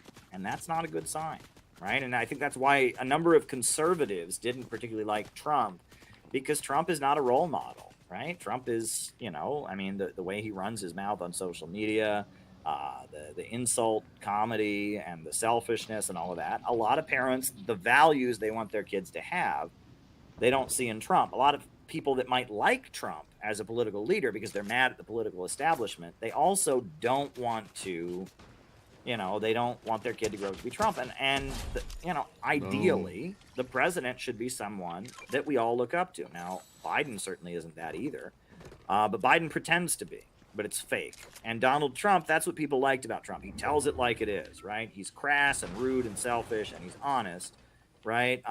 Whereas Biden, he follows the right script. You know, but he's a lying sack of shit. And he sexually assaulted Tara Reid, and he's a corrupt politician. Fake, nice person. His son is selling paintings for millions of dollars as if that isn't corruption. He's just such a good painter, and Burisma Holdings, and right. You know, Biden is a phony, pretending to be someone we could have our kids look up to. Donald Trump is just like, I am an asshole. I am selfish. I make lots of money, and that's what I do. And it's like relieving for people to be like, yeah, somebody who's sticking it to them. But at the same time, don't you wish we had like a real political leader who genuinely believed what they said, who acted out of genuine goodwill? Wouldn't that be nice? Wouldn't it be nice to have like a real leader in this country, not someone pretending to be a good leader, and not somebody who's being an asshole to like stick it to an establishment full of frauds and telling it like it is, but rather somebody who is actually doing what a leader should do? I mean, wouldn't that be the ideal thing to have? I mean, that's what I would like to see. That's what I would like to see. I would like to see real leadership. And that's a thing I keep coming back to. That's what I said to Putin, you know, at the World Youth Festival. I mean, you can see the video. I said to him, you know, thank you for showing people in the United States what real leadership looks like, because he's a real leader, right? Putin is not a gangster. Let me just throw this out there. Our culture is increasingly becoming gangsterfied, and that's not good. There was a time in my life where I thought maybe revolutionaries were like gangsters. I romanticized it. I'm way past that. Putin is not a gangster. Putin's a family man. He emphasizes family values. He emphasizes people loving their community and working together. Xi Jinping is not a gangster, right? He is a responsible, you know, a leader who gets things done, but it is our Western leaders that are acting like gangsters. They always tell us, oh, the leaders of these countries are gangsters. No, they're not. No, they are not, right? It is the Western leaders and the gangster culture where you flaunt your wealth, you wave around, look at all my money, I got loads of money, and if somebody disses you, you got to mess them up because no one messes with you, you know. And it's not just a black thing. Don't get me wrong. This is, you know, gangster culture. It goes far beyond, you know, that's the stereotype that we get from gangster rap and all of that, but it is not just a black thing. It is definitely not that, right? The Italian mafia was doing the same thing. You know, you talk about John Gotti, the Dapper Don, right? And all of this, right? This notion that acting like criminals act, where you threaten people, you make a big show of how much money you have rivalries with people. Come on, help me, dude. Somebody disses you, you got to mess them up, that culture, right? I never won a single match. That culture that's toxic, right? And I will say that's one thing people said about the time of the fall of the Soviet Union. You know, at the height of the Soviet Union, people all wanted to be like Stalin, because Stalin was portrayed in Soviet media as this selfless, fatherly figure fighting for the good of the nation. Now, you know, Stalin himself admitted that the image of Stalin in Soviet media was false. He banned interviews with his mother because he was sick of hearing them. That's true. Stalin actually forbid anyone in Russian media. After they had interviewed his mother so many times, he said, this has got to stop. I don't want my mother on TV anymore. and he outlawed any interviews with his mother. And there's a story that I've often told people. It's in Court of the Red Tsar by Simon Sebag-Montefiore, right? Which is one of the only Stalin biographers who's like, he's not a communist in any way. He's a stodgy old conservative in Britain. And so they let him, before the Russia-Ukraine stuff got intense years ago, Stalin. like 20 years ago, they let him write 2 books about Stalin that are oddly favorable, where he says things like Stalin can't be equated with Hitler. Stalin is a lot like Napoleon. He's just kind of the creator of a modern country. He created modern Russia. You know, he speaks very favorably of Stalin. He wrote Young Stalin and Court of the Red Tsar, Simon Sebag-Montefiore. And it's actually, he's the only like Western historian who actually has an interest in who Stalin really was. And if you read Court of the Red Tsar, or if you read Young Stalin, you get a picture of who Stalin actually was, right? I think I have his book Young Stalin right here. You get an image of who Stalin, the poet, Stalin, the seminary school student, who Stalin actually was.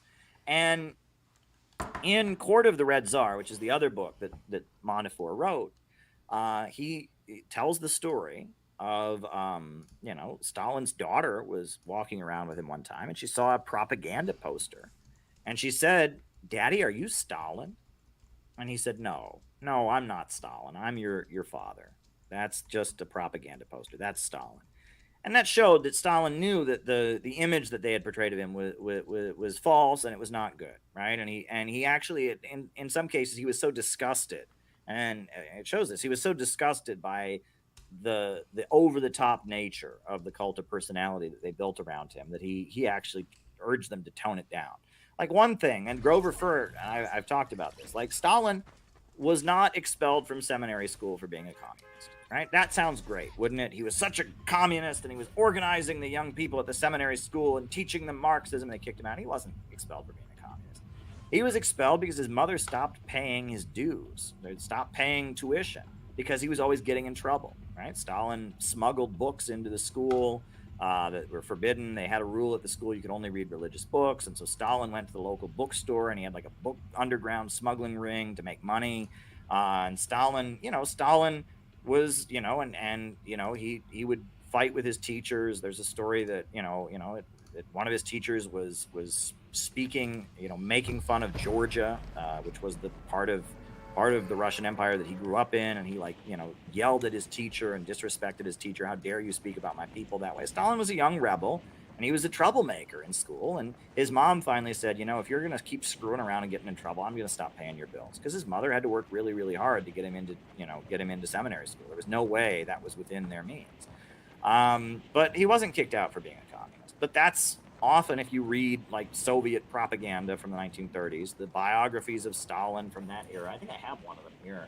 It'll tell you Stalin was kicked out of school because he was preaching communism. I think it says that in here, and this is the political biography of Stalin that was published by the Communist Party in the 1940s. And I think it says that in here, if I'm not mistaken.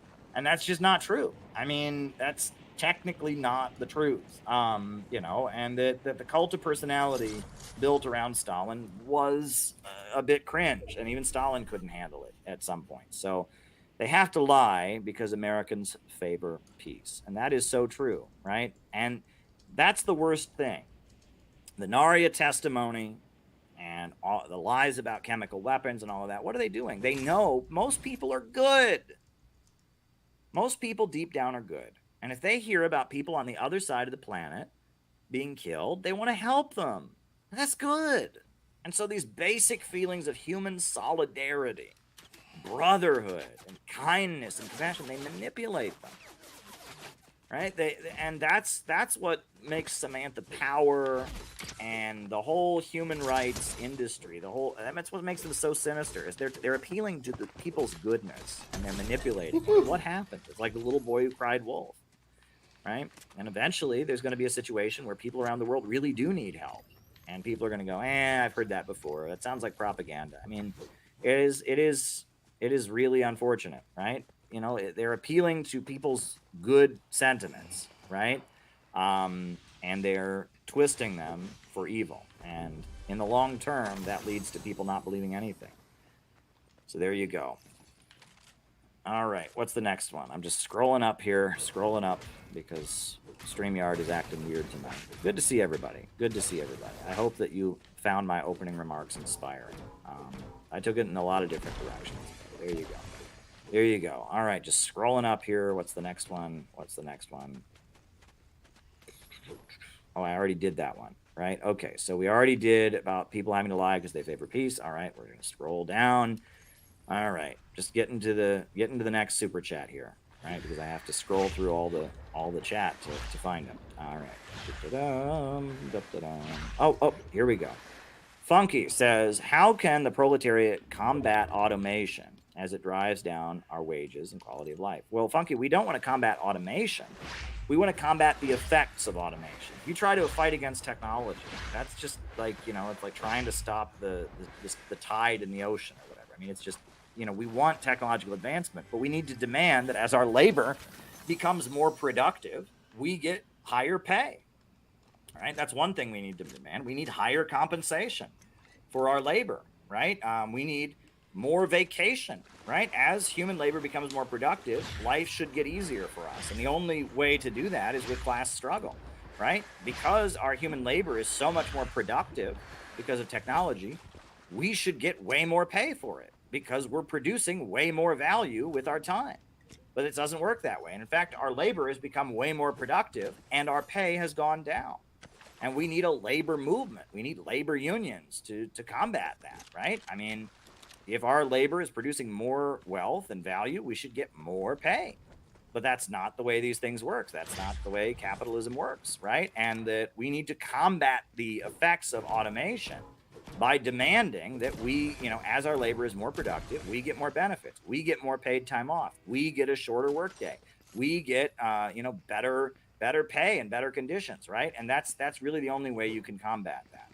All right, Weatherman and their allies firebombed federal property and never saw a prison. And yeah, and I got questions about what's going on there, right? I mean, the fact that they're all children of millionaires and billionaires, but there was clearly some kind of fight in the deep state during these years. I mean, we know that, right? And that the ruling class were fighting among themselves, and and the fact that they all turned themselves in right before Jimmy Carter left office, right? Because Reagan wouldn't have given them those deals. The Carter administration, I mean, there was, I have a timeline, and it's in the new textbook, and it's in the end of Where is America Going, where I go over 1978 to 1981.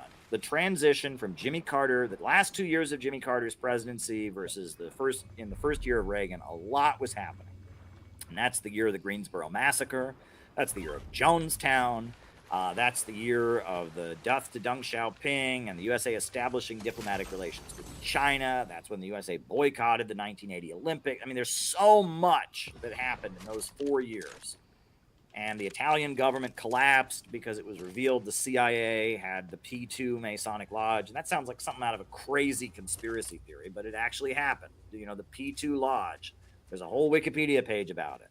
How basically it was revealed that the CIA had this underground secret society in the Italian government that was manipulating the elections and funneling weapons and smuggling things all over the world. The propaganda doer, the P2 Masonic Lodge in Italy was revealed, and the Italian government had to step down. They had to have elections because so many people had to quit because there had been so much illegal activity revealed. I mean, so much was happening, right? It was the new left, the Brzezinski, Rockefeller Eastern establishment came out of the 1960s political crisis so emboldened.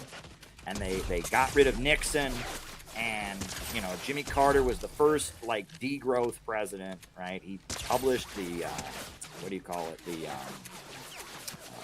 There's a document, the Global 2000 report, and he started purging the Democratic Party with scam and getting rid of smokestack Democrats who believed in economic growth and were tied to labor unions. And the Brzezinski crowd, they were wrecking the U.S. economy, and things were getting really bad. And Ronald Reagan represented the lower levels of capital.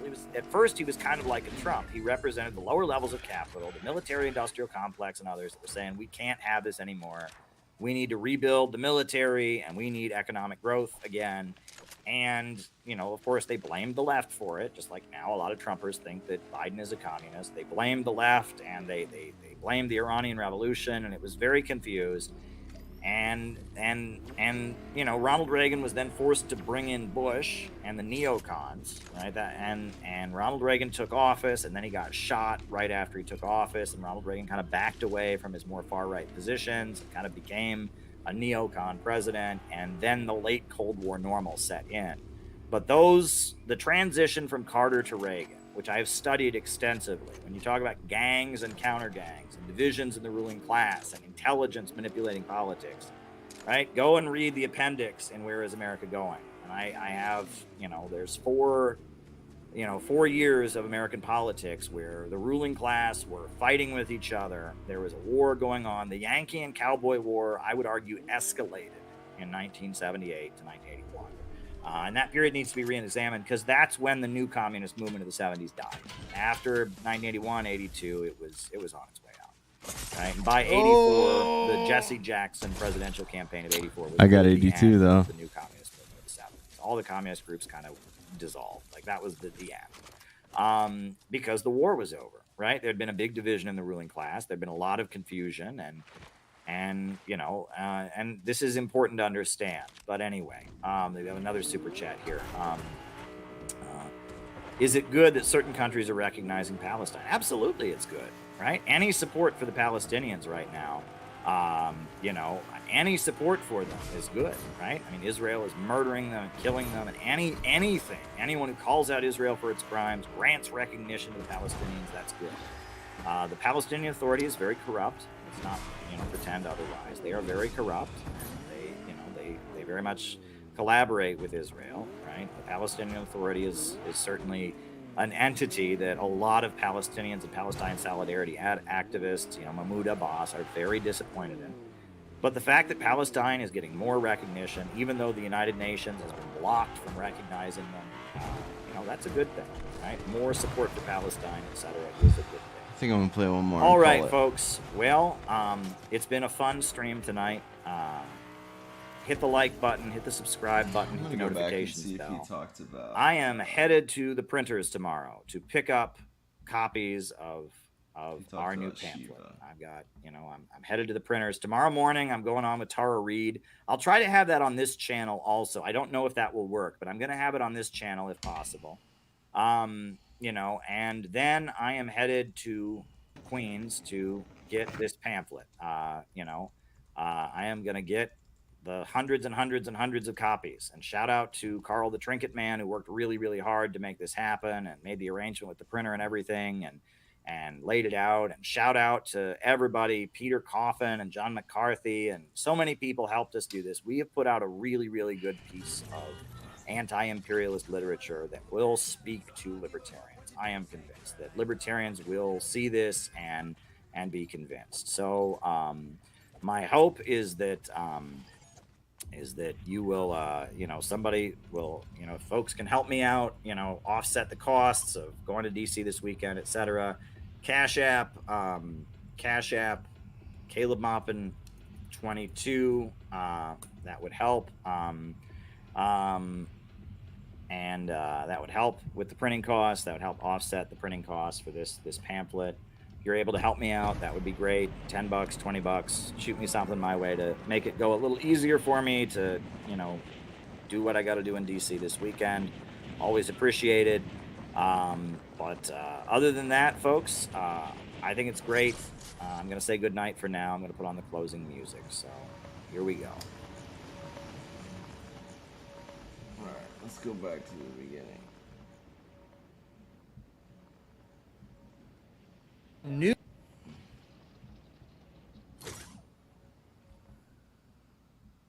People, get out of the movement and get to the masses.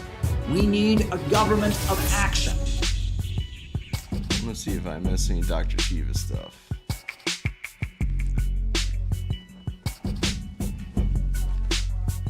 Welcome, everybody. So glad to be here with all of you tonight. Now, the way these streams work is I give my opening remarks, whatever it is I want to talk about. And while I give my opening remarks, I am taking note of your questions as they come in, your Rumble rants, your super chats as they come in. I'm taking note of them and aware of them. And then after I give my opening remarks, from there, I do a roll call where I call you all out as I see you, names and locations. And then from there, after I've answered your after I've done the roll call and after I've done the opening remarks, then I answer your super chat questions. That is the way it works. And I must say, the last few nights, you guys have been amazing with the super chats. You have gotten me talking up, down, backwards, and forwards about topics that I like to talk about. You have got me answering questions that I can answer, and it's been beautiful. So keep it up, keep me talking. I am here to answer your questions. And I will say, I am here to give you answers, not to give you bullshit. I am not here to give you some rigmarole or some gobbledygook. If you ask me what Lenin's theory of imperialism is, I will tell you what Lenin's theory of imperialism is. If you ask me how Mao was able to come to power in 1949, I will tell you how Mao was able to come to power in 1949. If you ask me to explain the contributions of Fidel Castro to Marxism, I will tell you that. If you ask me to explain why the Taiwan issue is so important to China, I will tell you that. Right? I am here to answer your questions. I'm not here to give you gobbledygook. I'm not here to give you a runaround, etc. And that is what makes these streams so special. Is that if you ask, and every so often, someone will ask something I just don't know about, and I can't answer. And if I don't know something, I will tell you that I don't know it. I will not bullshit my way around it. So that, the question and answer session of our streams is really, really valuable. It's a really valuable part of what we do here. So I look forward to that. First the opening remarks, then the roll call, then me answering your questions. Now, before I get into that, we do have some announcements. First big announcement is this afternoon I spoke to Dr. Shiva, the PhD, the inventor of email, the guy who is running for president, who's a critic of the establishment out of MIT. It was an interesting conversation. So if you haven't had a chance to watch my chat with Dr. Shiva, go ahead and check it out. It was certainly amusing. And tomorrow morning, I will be having a chat with my good friend, Tara Reid. Tara Reid has fled the country for Russia. She is a brilliant political analyst with RT, does a lot of great commentary. She's got a new book in the works, and I'm going to be talking with Tara Reid tomorrow at 9 a.m. Eastern Standard Time, 4 p.m. Moscow time in Russia. So tune in to that. That's Tara Reid tomorrow morning. Then, after I talk to Tara Reid, I am heading up to Queens. I'm heading up to Queens, New York. And the reason that I'm headed up to Queens, New York is because I have to pick up many hundreds of copies of this beautiful pamphlet. Is it not showing it on the screen? I'll show you the video. I'm picking up many copies of this beautiful pamphlet. Yeah. Here, roll it back so you can see the cover. Do you believe in growth? Why Russia and China keep rising while U.S. society stifles innovation? I am going to be picking up bundles and bundles and bundles of this that we got printed from a local printer here in New York City. And I'm very excited because these pamphlets are going to be distributed in the Bronx, they're going to be distributed in Washington, D.C. At the Libertarian Party Convention. And we're hoping to then distribute them at the Democrat National Convention, the Republican National Convention. This is a great pamphlet we have written to explain what the Center for Political Innovation is all about. I will be going to pick them up tomorrow. I'll try that again. And it's very exciting. And then Peter and I are headed to D.C. Friday night. So if you're in the D.C. area, give me a shout out. I've reached out to a few people in the area. Thanks, We're going to be at the Libertarian Party Wonderful. Convention all day handing I out did. these pamphlets to everyone there. So if you'd like to be there, help out with the leafleting, maybe go chill at a restaurant, get to know each other. If you're part of our CPI community and you would like to get to know us a little bit better, by all means, reach out. Saturday, I will be in Washington D.C. for the Trump appearance at the Libertarian Party Convention. We're planning to be there all day. That's going to be pretty awesome. And if you would like to help out with the printing costs, you can send me a contribution on Cash App. Cash App. Caleb Maupin 22. Every little bit helps with the printing costs. Printing those pamphlets is not cheap. We did find a good deal, but we're printing many thousands of these glossy pamphlets. So if you can help out with the printing of the pamphlets, contributions to offset the printing costs, as well as the cost of me getting my ass all the way up to Queens to pick them up, and the cost of going to DC and the hotel and the night before, and if you can help with that, help is always appreciated. So Cash App is appreciated. You want to send $10, $20, or more than that. That would be great. Shout out to everyone who's already sent it. It has been greatly appreciated. The little bit that we've gotten has actually made a big difference. So thank you. And if you want to help us out with that, great. So that is the next big thing we're doing Saturday, Washington D.C. for the Libertarian Party. Now, those of you who are in Los Angeles, if you're in the LA area, if you're in Southern California, there's a good chance, not confirmed, but a good chance that I'm headed out there June 8th or 9th. There'll be an event, possibly, not confirmed, out in LA on June 8th and 9th. Not confirmed. Have a meeting about it tomorrow to see what the deal is, to see if we're going to go ahead and announce and schedule this and whatnot. So if you are in the Los Angeles area and you're able to join us on June 8th or 9th, send me an email. That'll be helpful. And hopefully I'll be announcing that we're having an event out there pretty soon. It is not yet confirmed. So there you go.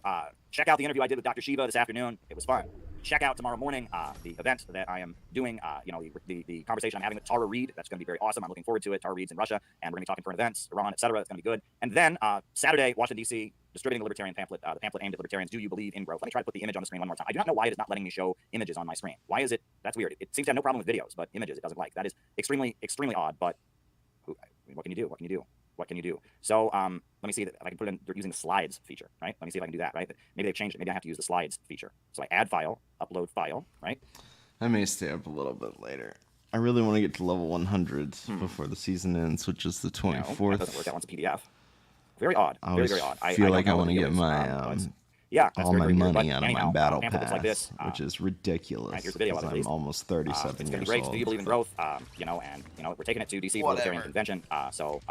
It's Yeah, do you believe in summertime. growth, I've while earned U.S. it. society stifles innovation while Russia and China keep rising. Where we've got hundreds and hundreds and bundles of them that I'm picking up tomorrow. So if you'd like to make a contribution to offset the print costs, the best way to do that would be to cash at me, Caleb Maupin, $Caleb Maupin 22 would be the best way. Small contributions go a long way. If you can help offset the cost, that would make my life easier and a little bit less stressful. But regardless, we're heading to D.C. And then, if you are in the Los Angeles area, if you're in the LA area, get in touch because there's a good chance we're having an event out in LA either June 8th or 9th, but it is not yet confirmed. So there you go. Those are our announcements for tonight. So now I'm going to get into my opening remarks, and then we'll do a roll call. And then after that, I will answer your questions for tonight. I see we've already got a question that has come in, and that's great, and I'm looking forward to answering it. So think about what you want me to talk about in the second half of the show. And now I will get into my opening remarks. Friends, the president of the Islamic Republic of Iran, Ibrahim Raisi, died in a helicopter crash. And it is very tragic. And the foreign minister also died. Their entire crew, their entire entourage died. Very, very sad. Very, very sad thing to happen to the country. We've done extensive analysis of this. You know, I'm not ruling out the possibility that this was an intentional death. It wasn't really an accident, that there was some involvement by hostile forces. I'm not ruling it out, but I'm not ready to say that that happened yet. I understand why people in Iran might feel that way. After all, the United States did shoot down an Iranian aircraft in 1988 and never apologized. After all, the USA did murder Qasem Soleimani, national leader of the Islamic Revolution. After all, Israel has been murdering Iranian officials. So the idea that this was some kind of foreign act of aggression is certainly not absurd to claim. It's certainly, you know, it's not absurd to think it would happen. I am not yet convinced that that is the case. There are plenty of people online who are absolutely sure, but I'm not. Right? I always say that you should say things unless you really know them.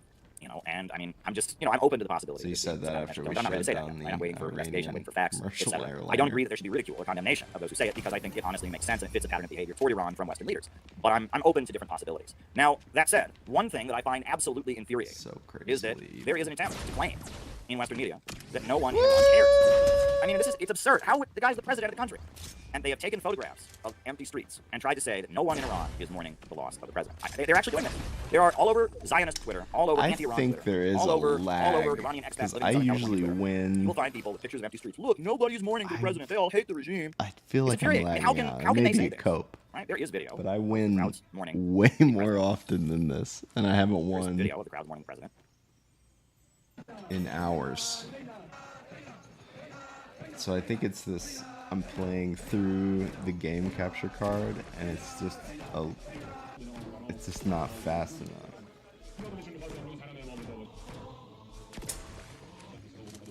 I wonder how else I could do it.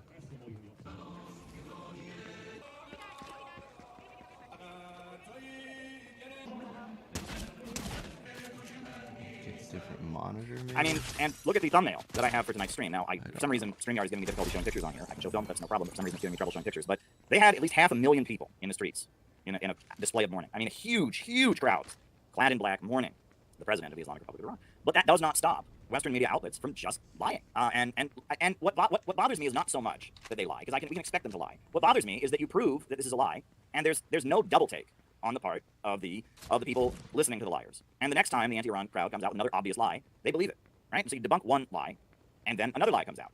And there are these people that are just so predisposed to believe anything negative about Iran, anything that indicates that people in Iran don't stand with the Islamic Republic. There are some people that are just so predisposed to believe that after a very obvious lie like this, oh, thanks, Mr. Wonderful. And they go, oh, and then they just look for another thing. I'm sure it looks I find that fine. infuriating. You know, if somebody's going to lie to you, It's that just blatantly, like on they are gonna my tell you that end. nobody in Iran cares I'm about the playing president of the country dying. through They're going to say no one's mourning. They're going to show you a this picture of an empty game street. And go, look, no capture one cares. card. It's And not then like straight video into my comes out, and TV, it's real. That is confirmed, showing and it 500,000 adds people just a were walking through the little country bit mourning of and crying for the president, lag holding placards of his face. that At makes some point, it these people have to go, hard wait, to be the maybe I first shouldn't believe this, but there are some people that are just so predisposed to shoot believe the anything person. negative, and I find that infuriating. And those are the people that I want to shake, right? The liars, I expect the liars to lie. What I don't appreciate is the people that are so dug in maybe to that's a a code. pro-establishment way of seeing things, so dug Maybe into it's just me. that they believe a lie, they see a lie, they're really debunked, they go, oh, and then the next lie comes out and they believe that one just as much. And that is my frustration. And, you know, I mean, it's just like how every U.S. war, every U.S. military intervention is preceded with a lie, right? Remember Libya, right? Gaddafi was handing out Viagra, supposedly, and he was giving Viagra to soldiers so they could rape women. He was going to go house to house in Benghazi and kill everyone. That's all been debunked. That was all a lie. And I knew it was a lie. Yeah, And it I does said kind of so. suck. I didn't know, but I had a feeling. If you looked at I it, it didn't think sound like Gaddafi. And if I other keep people in Libya, they know that Gaddafi streaming, was so I'm confident that people going would point their guns in the right direction. He had his military just going out handing out guns randomly on the street because he knew the people were with Let's him. get a And the idea that PC Gaddafi was handing out Viagra to soldiers eventually and rape women, the idea that he was when going to I kill save all the up people some in one of the most money. prosperous cities in Libya. He's going to go house to house, kill And them that'll all. make Didn't it sound true. easier Some to people just just believed it, and that's how Barack Obama tricked so many do people the into supporting the game thing. destruction of the most But prosperous country on the until African continent. then, Libya had the highest this life is expectancy on the fine. African This is continent. just And then we got shown a bunch of videos on Facebook that said, oh, Gaddafi's killing people. wasting Oh, we got him in right now. time Innocent anyway. people are going to be killed. Oh, my God. And it was a lie. Right? You remember Iraq? relaxing. Right? The Naria testimony. You remember the infamous Naria testimony in Iraq? Let me see if I can find a video of it, right? The Naria testimony. Famous. right? This woman, she was crying about the babies. They're going to take babies out of incubators, and they're killing the babies, and it's just so awful. And they showed it over and over and over again on CNN. And, you know, we just had to invade Iraq. We just had to go to war in Iraq because the babies, oh my God, they saw the woman. And later it was proven that this woman was never in Iraq. She was never in Kuwait to see the babies, you know, get thrown out of the incubators. She was a member of the Kuwaiti royal family, was living in the United States. She didn't even testify under oath when she gave her sob story. They had a special congressional session where she didn't testify under oath so that she couldn't be charged with committing perjury. But they showed this clip I'm about to show you. They showed it on CNN over and over and over again. And this is how they convinced the U.S. public to support sending the military to the Persian Gulf. And they showed it, I believe, like 50 times in a day on CNN. And we finally call on Naira to testify. Mr. Chairman and members of the committee, my name is Naira, and I just came out of Kuwait. While I was there, I saw the Iraqi soldiers come to the hospital with guns. They took the babies out of the incubators. Took the incubators and left the children to die on the cold floor. On the cold floor. It was horrifying. And it didn't happen. And that was a lie. And she was a fucking actress. She was a fucking actress, and she'd never been to Kuwait. She was not in Kuwait when this happened. She's a member of the royal family. They didn't even have her testify under oath. It was a lie. And we finally call on Naira to testify. Mr. Chairman and members of the committee, my name is Naira, and I just came out of Kuwait. And you're a liar. And we found out you're a paid actress. This was staged propaganda to get us into the Gulf War. It was literally a sob story. Baby. The babies. While I was there, I saw the Iraqi soldiers come to the hospital with guns. They took the babies out of the incubators. Oh, what a bad person you are, Caleb, for not wanting the USA to send its troops into Iraq. Oh my God, look at her crying. Look at this. Look at those tears, Caleb. You're a bad person. We gotta wave the flag and support the US government dropping bombs on the Iraqi people. Look, she's crying. Took the incubators and left the children to die on the cold. What a bad person you are if you don't immediately support a US military intervention. You're an awful human being. Look, she's crying. We don't even know what her last name is. Turns out she wasn't actually in Kuwait. She never could have seen this. Turns out she didn't even testify under oath. Turns out the whole thing was paid for by a public relations firm. That she's the daughter of members of the Kuwaiti royal family. The whole thing was So paid. where is she now? Can we go interview her now? Yeah, it is horrifying. Has And they anyone showed her like on TV been over like, and over hey, and over again to convince the American people you're that we a had person to invade, we that had to send troops into Kuwait, we had to bomb presumably Iraq, we had to have a war. goes And later we found out it was a outside? lie. We found out it was a big fat lie, just like the Could Benghazi thing with anyone Gaddafi. like Just like the ask weapons her of mass at the destruction that they used to supermarket justify the invasion of Iraq. Remember why that? you Weapons of mass did destruction. that? Okay, well maybe How maybe you maybe live Naria with was buying yourself? Iraq. You know what I mean? But Questions Caleb, I mean, like they that. weapons of mass destruction. Now Saddam Hussein has weapons of mass destruction. He's going to bomb us. Saddam Hussein worked with Al Qaeda to plan 9/11, and he's going to cause another terror attack. And he's responsible. He's got weapons of mass destruction. Right? And that was all a big lie. Right? It was all a lie. There were no weapons of mass destruction in Iraq. It was all a fabrication. They lied because they wanted to overthrow Saddam Hussein, because Saddam Hussein was a competitor on the international oil markets. He was a challenger of U.S. power. That's all it was. That's all that it was. And then after they revealed that there were no weapons of mass destruction, they moved the goalpost. Suddenly, well, the reason they invaded was to give the Iraqi people their freedom. It wasn't about weapons of mass destruction. Well, geez, how many countries in the world could one argue that the people don't have freedom? You know, there's many, many countries in this world where one could argue they don't have freedom. Just so happens the one that had to be invaded was Iraq. I mean, the whole thing was a lie, right? Just like the claim that, you know, they've now admitted that Slobodan Milosevic was not committing genocide. Right? There were atrocities in Serbia, absolutely. But Slobodan Milosevic was not committing genocide against ethnic Albanians. There were war crimes and atrocities on both sides of the war. But Bill Clinton bombed Serbia and got away with it. And the same people tell the same lies. And there's a group of people who just never learn. And that is who my frustration is with. The people who never learn. The people who, yeah, it was a lie last time, but they believe it and they just stick to it. And people like you and I, they've seen this movie over and over and over and over again. We've seen this movie. We know how these wars work. We know how the lies to justify these wars work, right? Yeah, she wasn't even testifying because she wasn't under oath. I mean, you know, we see this. We see this happen over and over and over again, and we urge people not to be fooled, not to fall for it. And it gets a little bit frustrating. It does get a little bit frustrating to see people who fall for this. Just like there are people now who believe that nobody in Iran is mourning President Raisi, right? There's just, I'm telling you, there are people who believe this. Right? And you get on Twitter and you look at it, all kinds of Zionists. No one in the country is mourning him. No one. I saw a picture. There's an empty.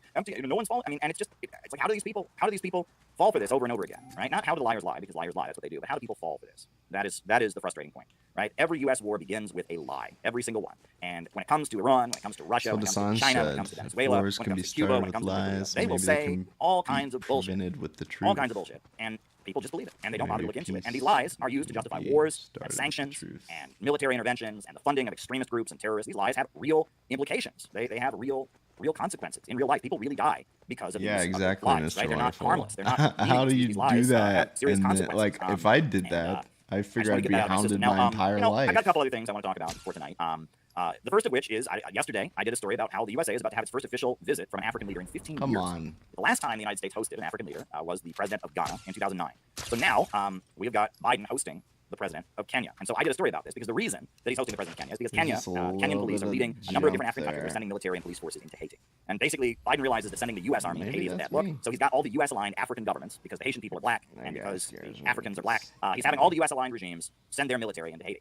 And, you know, they'll say, well, this isn't an invasion, Caleb. The Haitian government invited them in. No, there is no elected Haitian government, right? They haven't had an elected government. The Constitution has been completely overturned. There hasn't been an elected president in the country since the last one was killed. The current president is, you know, staying in office and refusing to step down. The people out in the country in the streets rioting against him.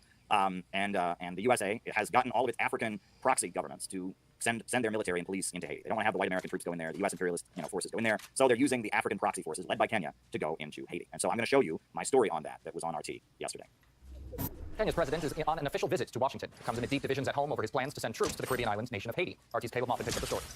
Now, the president of Kenya is expected to shake a lot of hands, do a lot of photo ops, a typical diplomatic visit. However, underlying it all will be the recent announcement that Kenya is leading a number of African countries to send police forces into Haiti. Now, the United States doesn't want to get directly involved. It wouldn't be a good look internationally. So instead, we have a number of African countries that are aligned with the United States that are moving in, and Kenya is taking the lead. In view of the decision of the courts in our republic, essentially guiding how Kenya should be able to carry out this deployment, and we are in the process. Our government is in the process of finalizing preparations to deploy. Now, Kenya is adamant this isn't an illegal invasion or occupation of Haiti. This is simply an intervention done at the request of the Haitian government, the very same Haitian government that the people of the country are currently rioting and rebelling against.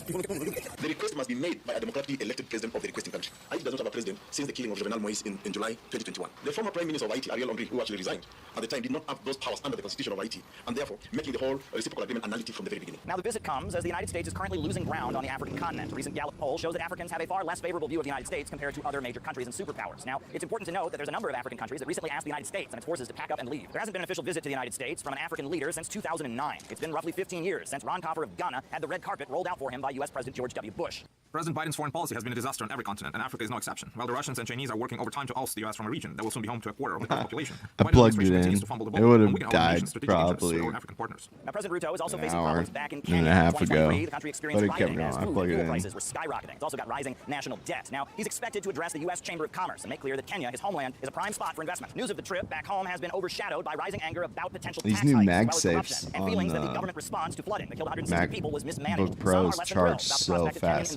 It charged my battery in like 30 minutes. And the battery lasts 8 hours. The U.S. had promised $100 million. Canada has also promised up to $300 million. And this is what the government is looking at. Instead of looking at the interests of the people in Ghana, instead of looking at the security, it's just for money. And most Kenyans are actually in a position usually when they go aggro on me like that, I don't stand much of a chance. A state that sees itself inferior to the U.S. And that is why the president was invited. It's no secret that Africa is drifting closer to Russia and China as the world moves toward multipolarity. However, Yeah, Ruto my seems like the kind of battery. leader who's trying to hold on to that Yeah. old setup, and Joe Biden has no problem giving him a rainbow tour. What remains to be seen is, amid all the lights and handshakes, how well American mainstream media will be able to obscure the reality of what's happening on the ground in Haiti and back in Africa. Caleb Maupin, RT, New York.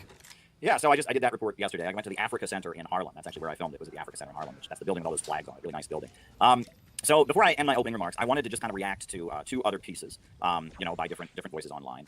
The first one is a short essay by Bob Avakian, the leader of the Revolutionary Communist Party. He's been making these like short little like video essays for his YouTube channel. He's been making them, and they're I don't know what to say about them. They're amusing, I should say. I guess I don't know. He's clearly frustrated with Logan, but at the same time, he still has revolutionary. Still thinks Trump's the most evil thing the Republican government is.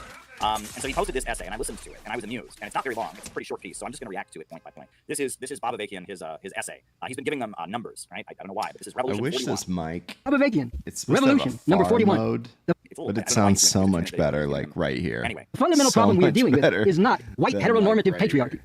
I wish it sounded Again, that for good communists, right that here, would but it be doesn't. common sense until the rise of woke, right? White gotta get heteronormative my patriarchy is some academic woke 7B bullshit, with my right? arm It's back up actually here. I'm gonna capitalism, do that imperialism, this and the oppression of This people, is and the oppressive first day relations where I with it. haven't But the had synthetic to left do has anything very much in, decided, like, no, we can't use those words. We can't forever. talk about that. We need to talk about how certain I identities took, suffer and need to the family and the atomize and break kids people to down the into different river, identities and and it keep us far was- away from the ideology I of loved actually it. It was governing the world. So amazing. there you go.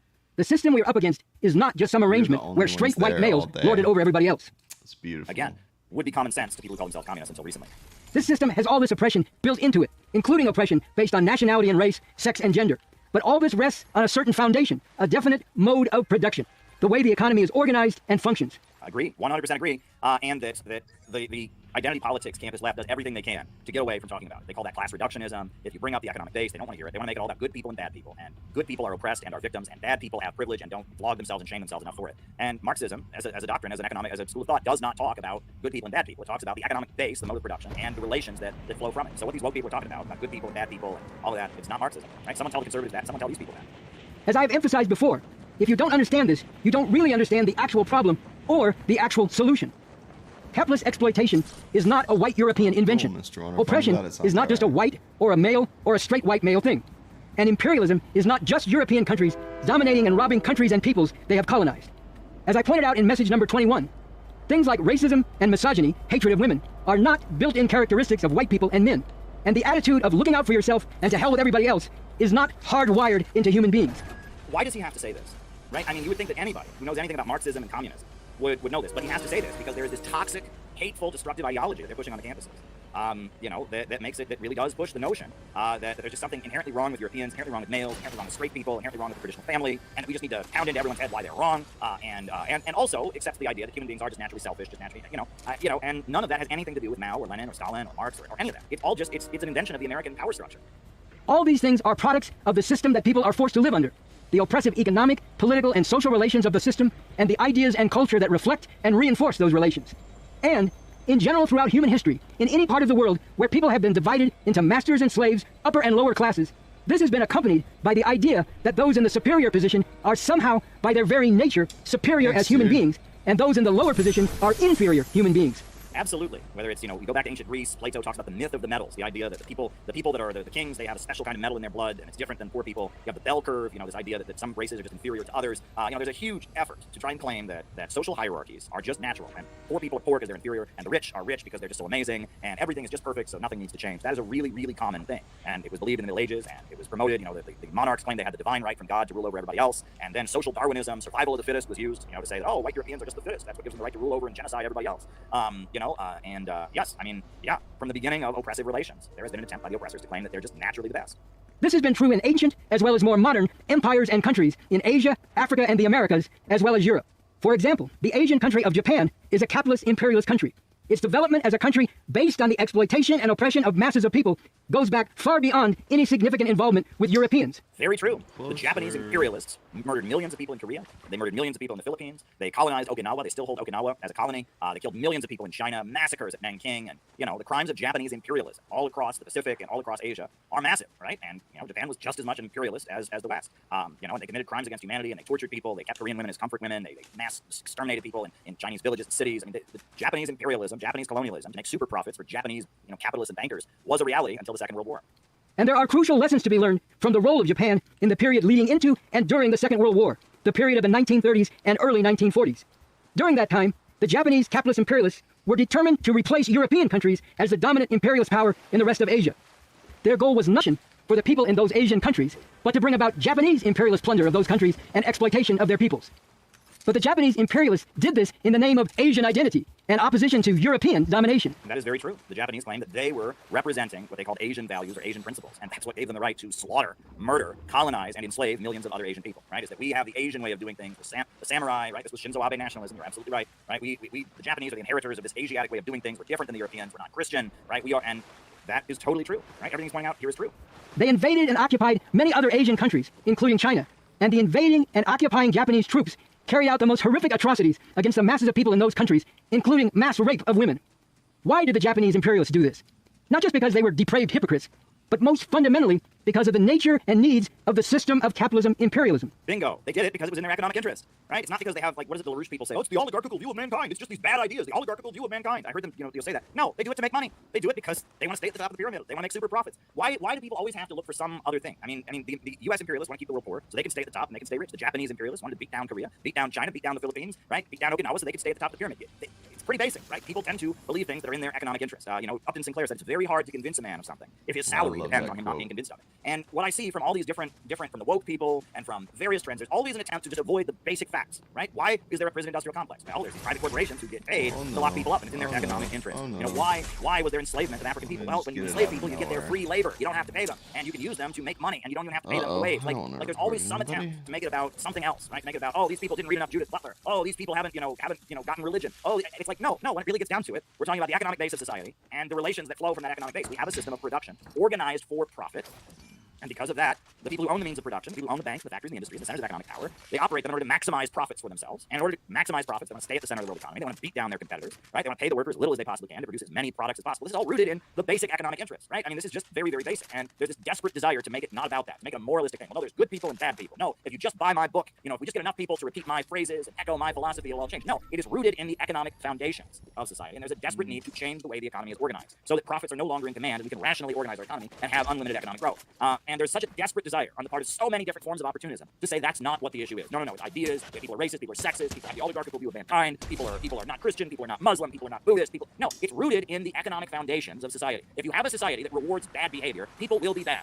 some people will be good. But if you have a society where the way people get rewarded is for doing bad things, yeah, Mr. people will tend Wonderful, to do I have bad things. thought However, if you about organize a society in that. a way where people get I rewarded think for doing my good things, stream looks people are much more okay. likely to do good At things. 1080p. This is the basic, I mean, it's I don't really think basic. on your end, I haven't watched it back yet, but I think on your end it's holding up okay. Military corporations making profits. It's Right? Imperialism, what is mainly it about? It's about destroying just the independent economies that are emerging, maintaining a monopoly for me Western corporations. playing the It's pretty basic. It's game. pretty basic. I'm People going to be acting in their worse at economic the interests, game justifying their behavior. because It's pretty there's basic, a and there's this little bit desperation of to avoid lag what is right in front of your face in and make funky objections. between Sometimes the cigars just call it what it is. like this car, which is based on ruthless exploitation of masses of people and is driven by bitter competition between capitalist exploiters and intense rivalry between capitalist imperialist countries, whether those capitalist imperialists are European or Asian or any other identity. Any system that is based on exploitation will also have, as one of its main features, brutal male supremacy, along with other oppressive relations. And the motivation of the soldiers of such a system will involve the prospect and the right to the sexual conquest and plunder of women. Something which has certainly been true of the American military throughout its history. You can play really well. To finally put an end to all this terrible oppression everywhere, it is necessary to move beyond all systems founded on exploitation. It is necessary to overthrow the system of capitalism, imperialism, and abolish and uproot relations of exploitation and oppression everywhere.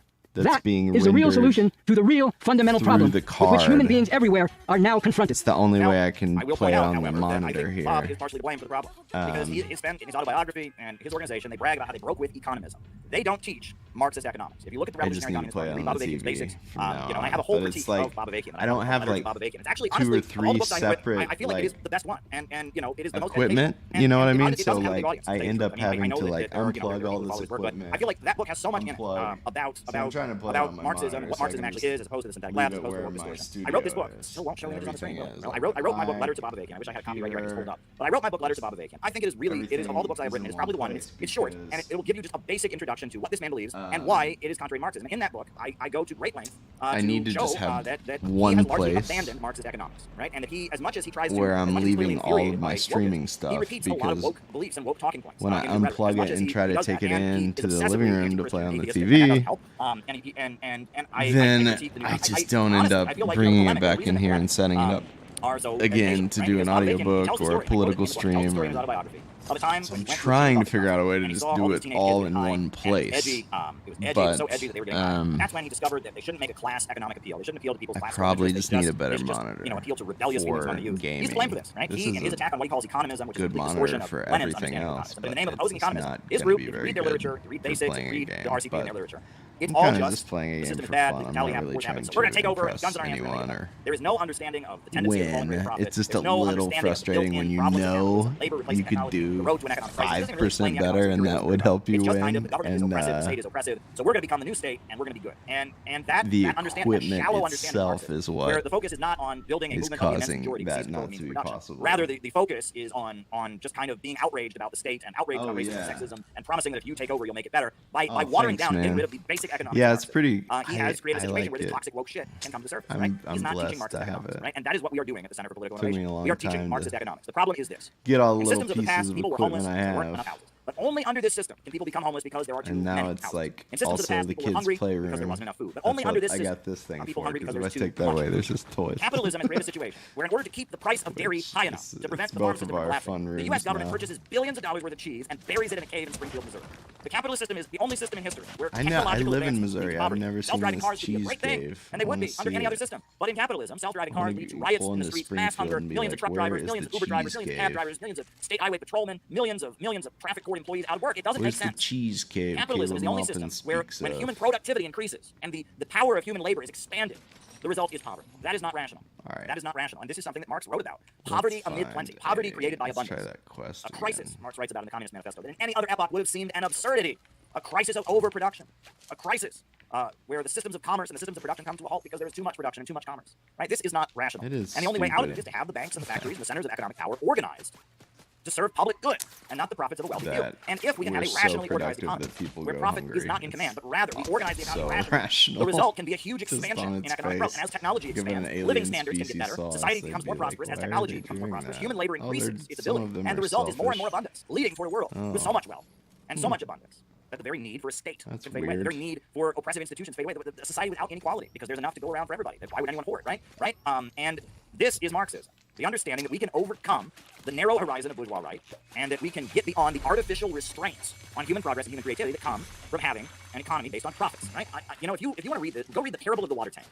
Edward Bellamy, Oh, I whose love cousin the wrote the U.S. Pledge Parable of of the Allegiance, Water Francis Tank. Bellamy. You know, he wrote a short story explaining the problems of capitalism, the problem of overproduction, a crisis of poverty created by abundance. Like It's a beautiful fable or allegory called The Parable of the Water Tank. If you've got the time, go and read The Parable of the Water Tank. We included it in our book, We Are Nope, City he was a Builders, real the Educational person. Manual of the CPI. It is a really, really important text explaining the basis of capitalism, the basis of the capitalist economy and why it has economic problems. This is the first textbook we put out, the Educational Manual of the Center for Political Innovation, right? We put on page 120, we reprinted this classic American socialist fable, The Parable of the Water Tank. Go and read The Parable of the Water Tank. You will understand, because now there are so many people saying that the problem with capitalism is that it produces too much. No, production is not bad. Wealth is not bad. The problem is that when they produce more, the result is everyone getting poorer, and that doesn't make any sense. People say the problem with capitalism is it just wants to grow and grow and grow, and growth is bad. No, growth is not bad. But under capitalism, growth leads to poverty, and you have an economic crisis. You have a problem of glut, right? And it holds back human creativity. And the more growth you have, the poorer people get, and that doesn't make any sense. And Edward Bellamy, in his Parable of the Water Tank, he explains it. And there's many, many examples of this. This is Marxist economics, and imperialism is rooted in the same problem. Imperialism is an attempt to resolve the crisis of overproduction by seizing sections of the planet and using them to dump your excess products on, right? And you have more products than you have workers able to buy them back. So you go and invade a country and make them your captive market, and then they have to buy the products from you, right? And that's very much what it's about. It's about keeping countries from developing their own industries, keeping countries from utilizing their own natural resources and building themselves up, keeping them as captive client states to purchase the excess commodities that you're producing that your population doesn't have the labor power to buy, right? Imperialism is rooted in capitalism, and it is capitalism holding back development around the world to maintain a monopoly for huge corporations. That is the problem. This is Marxist economics. And the problems of colonialism and imperialism, and the problems of violence against women, or racial discrimination, all of this is rooted in the economic foundations of society. And there are a million charlatans out there nowadays that want to tell you it's rooted in some idea, that if we just smack people in the face and tell them to think differently, things will change. No, right?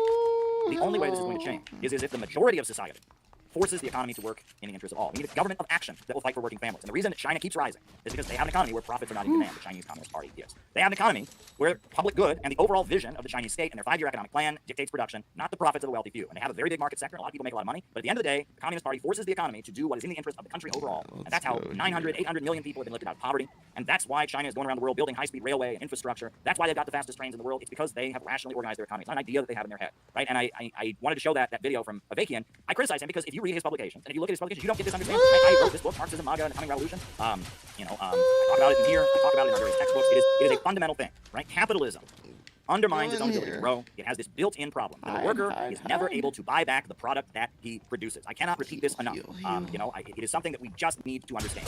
Capitalism is holding back human progress and growth with a built-in problem called overproduction, value prices, the tendency of the rate of profit to fall, right? And that is the basis of the economic crisis. I will quickly show you a great video that Peter Coffin made of me explaining this. I'll show it again because it's just so important. And then I've got another thing I want to react to from our good friend David. Yeah, man. I'll meet you at the because this is the root of the at the cheesecake. What needs to be explained, what needs to be considered Marxism. Have I ever about met why it is you that our in Western real capitalist life, economy is crashing and Mr. burning. Wonderful? And in order to do that, I'm going to have to do some math. And I hate math. You know why I hate math? Because I grew up in America. I think you I went to public may school in the have United States of told America, me. so I am going to, at risk of embarrassing myself, because math was never my best subject, I'm going to do some mathematics here on the board for you to explain the problem.